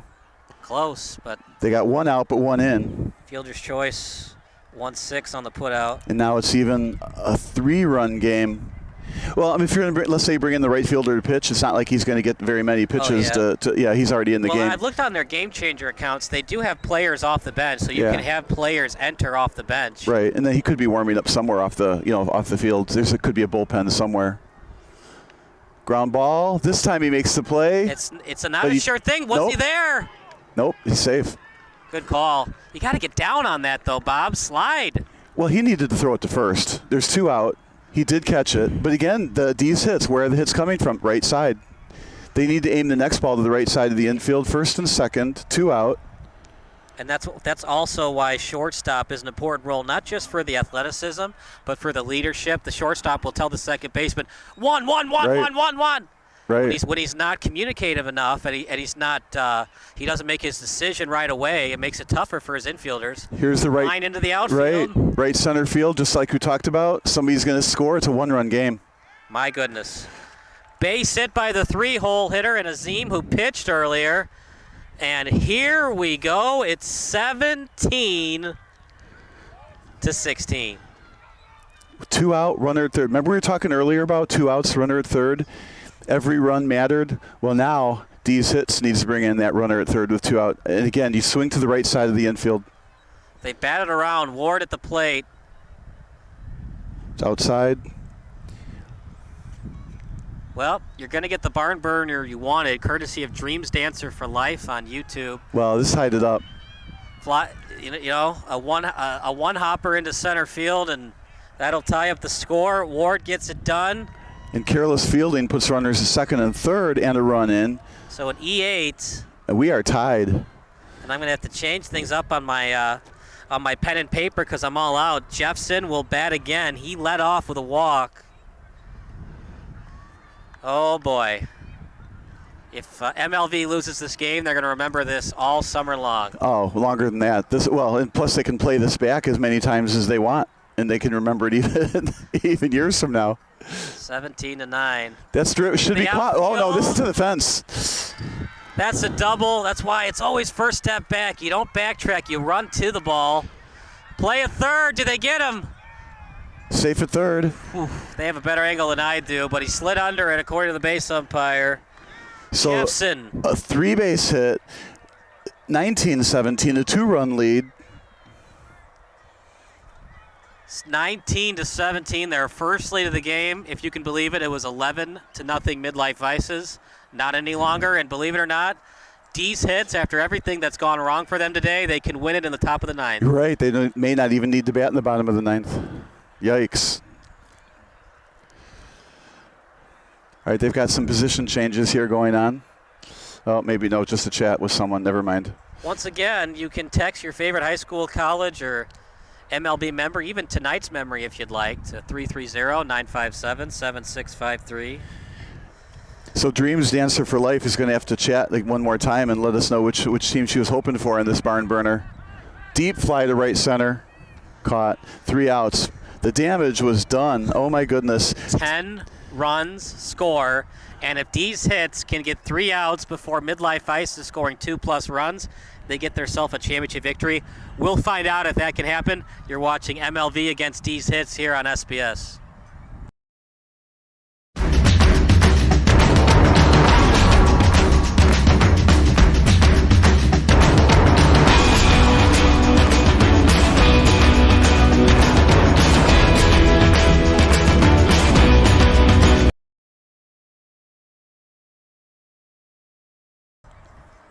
What else can we say but Midlife Vice has allowed Deez Hits to get back into it, but let's give credit where credit is due. Deez Hits got the base hits, but we talked about the lower seed Midlife Vices. They're not as talented as Deez Hits, and Bob, they did not play perfect defense, and now they're down by 2 runs because of it. Well, I think they did it to themselves in a way. Now, first off, like you said, credit where credit is due. Deez Hits had a lot of base hits there, but that last inning, they took 3 walks.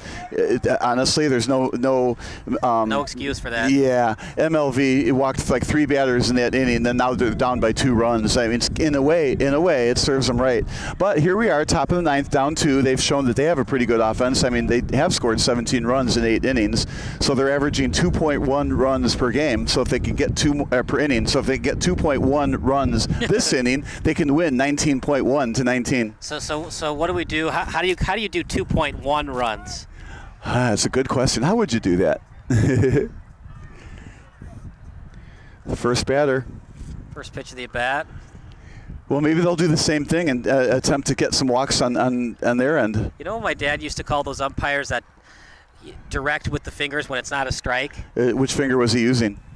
Like, if it's not a strike, the home plate umpire will be using all these different signals, and my dad was like, don't direct traffic. If it's not a strike, don't say anything. Base hit to left field. Well, what that umpire is doing is saying how far away from the mat the pitch is when it lands. That's what he's doing. Yeah, I guess in baseball and fast-pitch softball, you don't need that because the plate is clearly in front of you, and it's clearly a striker ball, right? It's not in this league because it could be a perfect strike, but if it doesn't hit the mat, it doesn't matter. Well, and here, again, the leadoff man is on. MLV, that's how they got here. First and second batters of many of the innings are on base. I mean, if you're MLV, you want to score at least 4 times. Do you feel comfortable it being 19-19 or 20-19 in the bottom of the 9th? You said it. Yeah, 2 runs, 3 runs, neither one's enough. A flat pitch. That's a base hit. Yep, too hot to handle. First and second. Both those hits were on flat pitches. Interesting. What I would have liked to see the third baseman there is kind of that basketball shuffle, 2 steps to the left, get underneath it, and then you alligator it and flip it to first or second. It's still a hit, though, because it was hit hard enough, but, shuffle your feet a little bit better. Well, he kept it in the infield, which you got to give him a lot of credit for. And that's important at this level because even if it gets to left field, you can still get to third base with 60-foot bases. Exactly. 2-1. I think you just try to get a walk here if it's not in your wheelhouse. Oh, he swung. Ground ball is short. They'll at least get 1. 6-4 on the putout. Oh, that should be a double play. No. First and third. I disagree, Bob. And I'm going to talk to Chris after the game. You cannot lean in with the shoulder. That should have been an out at first. That's a huge break for MLV. Yeah, well, you're the umpire here, but no, that's not interference. All right, this is going to be a sacrifice fly maybe? But this isn't going to be enough. No, throw it to second. Yeah, I don't know why you would throw it home, and the infielder saying, what are you doing, man? Just give him the run. Well, 2 outs, runner at second, down by a run now. This is huge. This could be the end of the game. 2 outs, runner at second. The tying run is at second. It's similar to Deez Hits hitting everything to right field. I would highly recommend that these hits go to right field. Deez Hits, not these hits. These hits need to go to right. Yeah, they did go to right field. Now MLV needs to go to right field. See, they're mathematicians, but they're not good at English. They failed English in high school. Inside for a ball. Hit the mat. Now they're down to their last strike. This is even foul. They've lost the game. Got to get it in play. Really high pitch. Swung on. This could end it. This could do it. Nope. He bobbles it. It's into the outfielder. They got to send him. They will. Oh, he changes his mind. Send him. Off the catcher's mitt.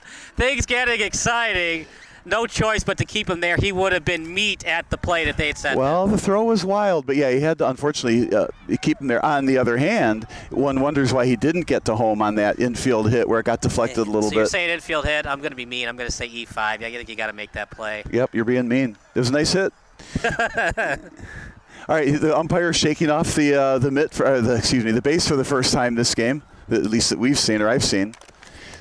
All right, still, it's a 19-18 game. Tying run on third, 2 out. Let's get a 3-2 pitch here.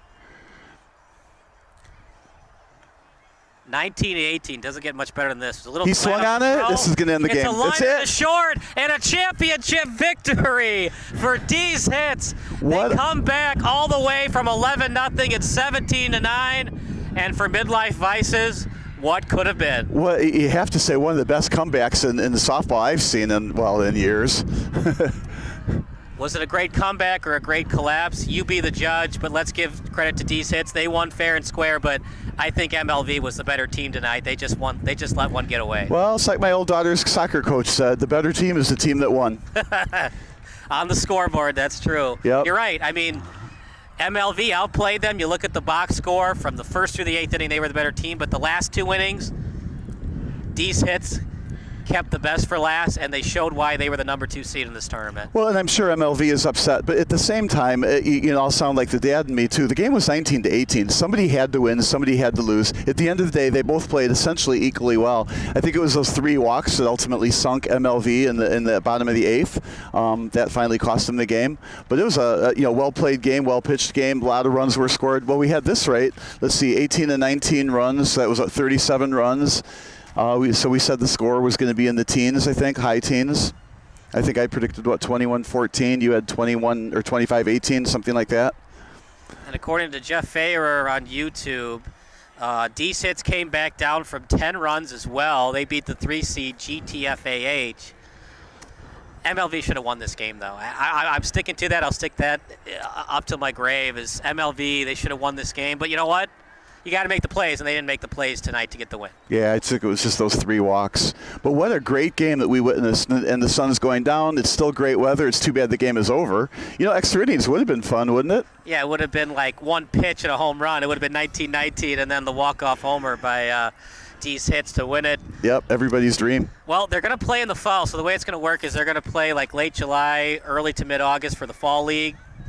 And we'll see how it goes if MLV can avenge what happened. They lucked out too, Bob, because Smokin' Buns was the 1 seed. They fell in the quarterfinal. I mean, that's not MLV's fault. They played the 8th seed and in Crazy 8s. They beat them. They actually beat Crazy 8s in the bottom of the 9th, as Crazy 8s had the victory in that game. But they were the 4 seed. They weren't expected to get this far. They get here. They should have won. They were up by 11 runs and then 8 runs, and they just couldn't get it done. They were threatening at the end, but just too little, too late. They should have had those plays on defense, should have avoided walking batters. They would have won. They don't. Deez Hits with some great at-bats down the stretch to get the victory. Oh, we see the champagne flying there. We'll take a break as the champagne is uncorked, and they're celebrating here at beautiful Community Park West. Post-game interviews coming up next here on SBS, the broadcasting network for everyone.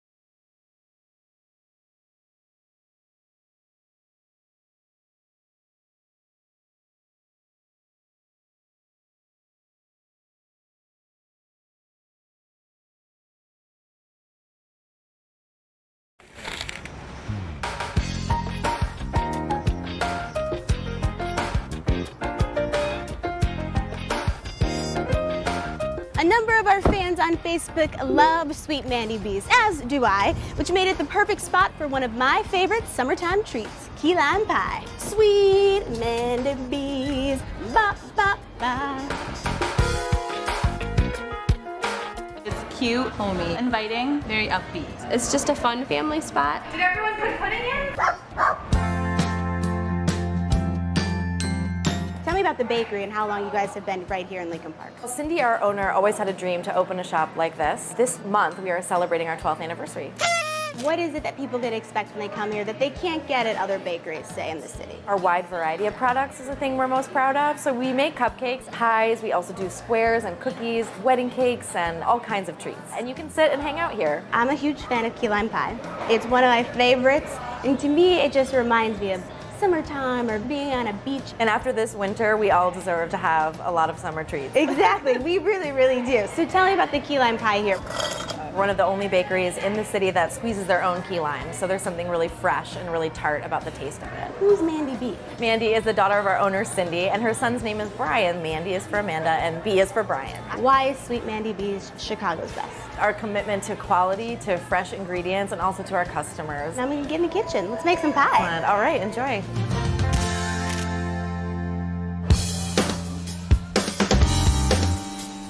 We start with the graham crackers. Yes, we gotta start with the crust. I love a good crust. And then we put granulated sugar, some cinnamon, and you mix it up. And now you're ready for the melted butter.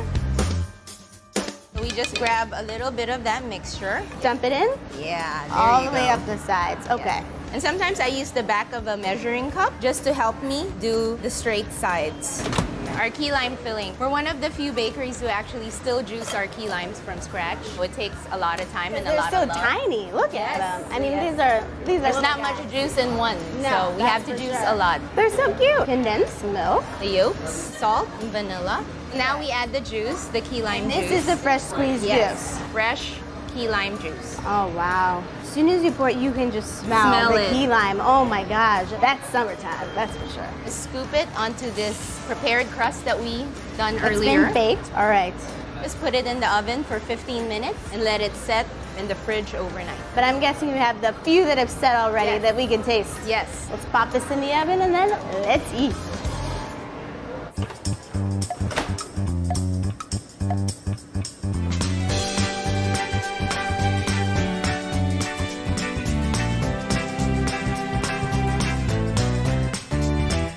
Key lime is absolutely delicious. It's really delicious. Super light and fluffy and cold. Summery lime, and the lime is really good. Let's dig in. So good. The fresh squeezed key limes, the texture, like it's smooth, it's creamy, and the graham cracker crust. The best. What is it about your key lime pie that makes it so good? It's those fresh key limes. It's delicious. If you haven't been to Sweet Mandy Bees, which you're crazy if you haven't, you must come and check them out. The key lime pie is absolutely delicious, perfect summer treat. There's other treats out there, make sure you let us know. Tweet us at Brittany Payton or at Chicago's Best TV.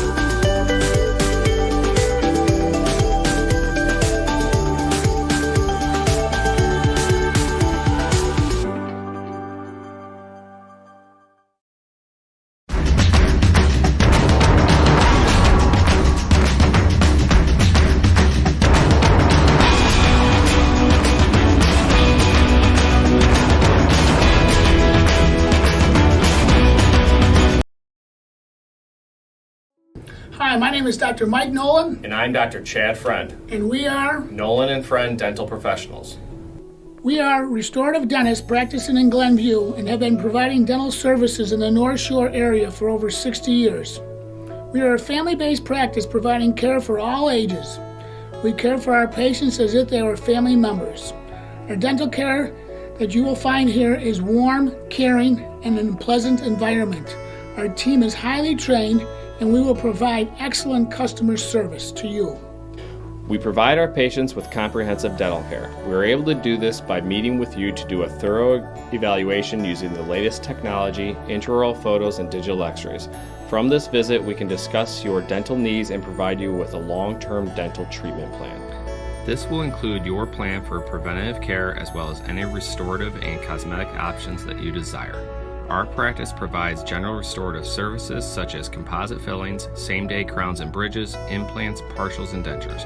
We also offer cosmetic options including teeth whitening, veneers, Invisalign, and even full smile makeovers. It is our passion to cultivate patient relationships. We welcome you to our practice. Please give us a call.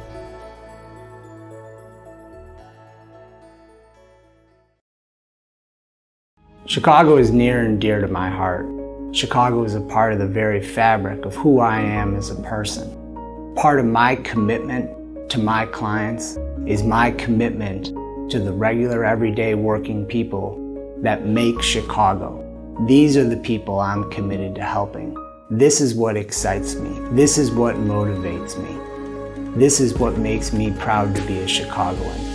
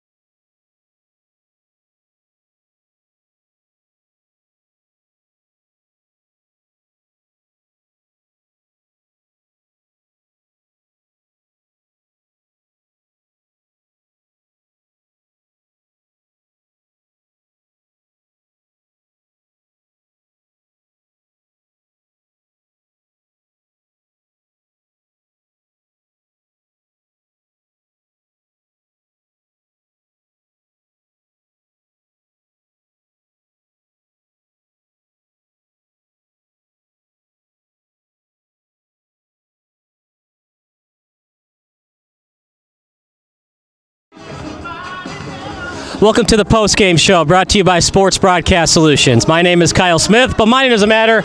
This man matters. Mr. Jefferson with the game-winning hit as Deez hits wins 19-18. They come back from an 11-0 deficit and 17-9. Things were getting pretty dire. You guys were down by 11 runs and 8. You find a little bit in the walks, but no matter what, you guys find a way to win. You guys were down 10 runs last week as well. That's what we do. We don't get started usually until about the 5th, 6th inning. For some reason, we like to spot the other team a big lead, and then we roar back. So tonight was no different. We got the job done. You guys had a lot of walks, 3 walks, especially in the bottom of the 8th. What were you seeing from the pitching staff where you could kind of wait on those pitches and make sure not to swing because they were outside of the zone? I mean, Fox was a good pitcher. He was getting a lot of spin on the ball. We were just trying to be patient. I think early on we were swinging at some pitches that weren't so great, and that was to their advantage. So we settled down, and we just took what he gave us.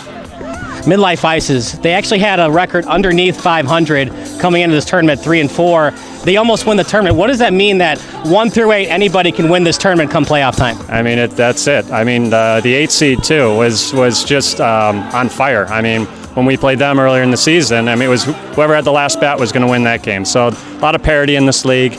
Having that 1 seed get knocked out helped us, and we took advantage. What is the League of Very Ordinary Gentlemen? Did you guys play Division I baseball, Division II? What kind of baseball and softball backgrounds do these guys come from? It's a different mix. Some guys have some Division I, a lot of guys have high school, and then some guys just like playing pickup softball. So it all comes together, and it's a good time. It was old school baseball. It was the dead ball era. No home runs tonight. Did you like that, or would you have liked your team to hit a couple of dingers in honor of the new era of baseball? Yeah, I thought we were going to see some balls go over the fence, but we'll take what we can get. Pretty cool championship trophy. We got champion, the League of Very Ordinary Gentlemen, fall 2021, summer 2021, spring 21, and of course 2020. Mr. Jeffson, what a game. Final thoughts about the victory and being the champion for the 2022 Summer League. It was great. It was a lot of fun this year, the expanded league. Can't wait till next season. And I want to hand this over to our team manager right here, Wally, who put it all together. We're going to take a break. Wally coming up next on the post-game show brought to you by SBS.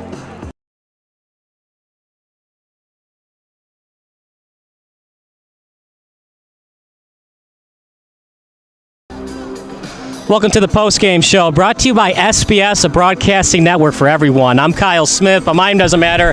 This man matters. The starting pitcher, he didn't get the win, but they do get the victory nonetheless, 19-18. Wally Azim, Wally, you guys come back from down 11-0, down 17-9. They're celebrating the dugout, but guess what? You got to get 27 outs, and they didn't get them. It ain't over until it's over. And this team, we've done this before. It's all we talked about throughout the whole season. We're a bunch of 12 individual, very ordinary gentlemen on this team. But one thing we knew, the only way we'd win this is if we became an extraordinary team. And that's what these 12 guys did. That's how we came back, not only this game, but that's who we were this season. In the great words of Denny Green, we are who they thought we were be. And that is a bunch of people that hit balls, run fast, and play solid defense. And that's what we did again tonight. Did you guys kind of take them for granted? It wasn't good baseball, especially defense, the first 3 innings for Deez hits. Yeah. No, I mean, I would love to say we're a better defensive player, but again, that is who we are, right? We're not pros. We're going to make mistakes. We're going to get some lucky plays. But in all seriousness, we had a motto.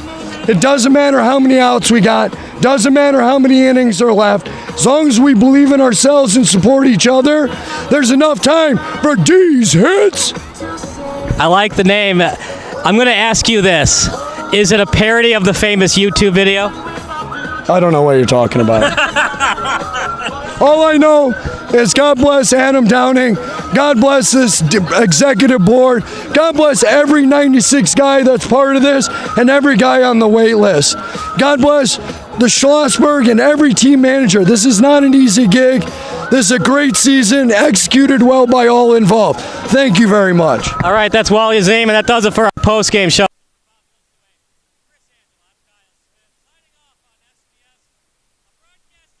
For everyone on 3 LVOG. 1, 2, 3. We'll see you next time on SBS.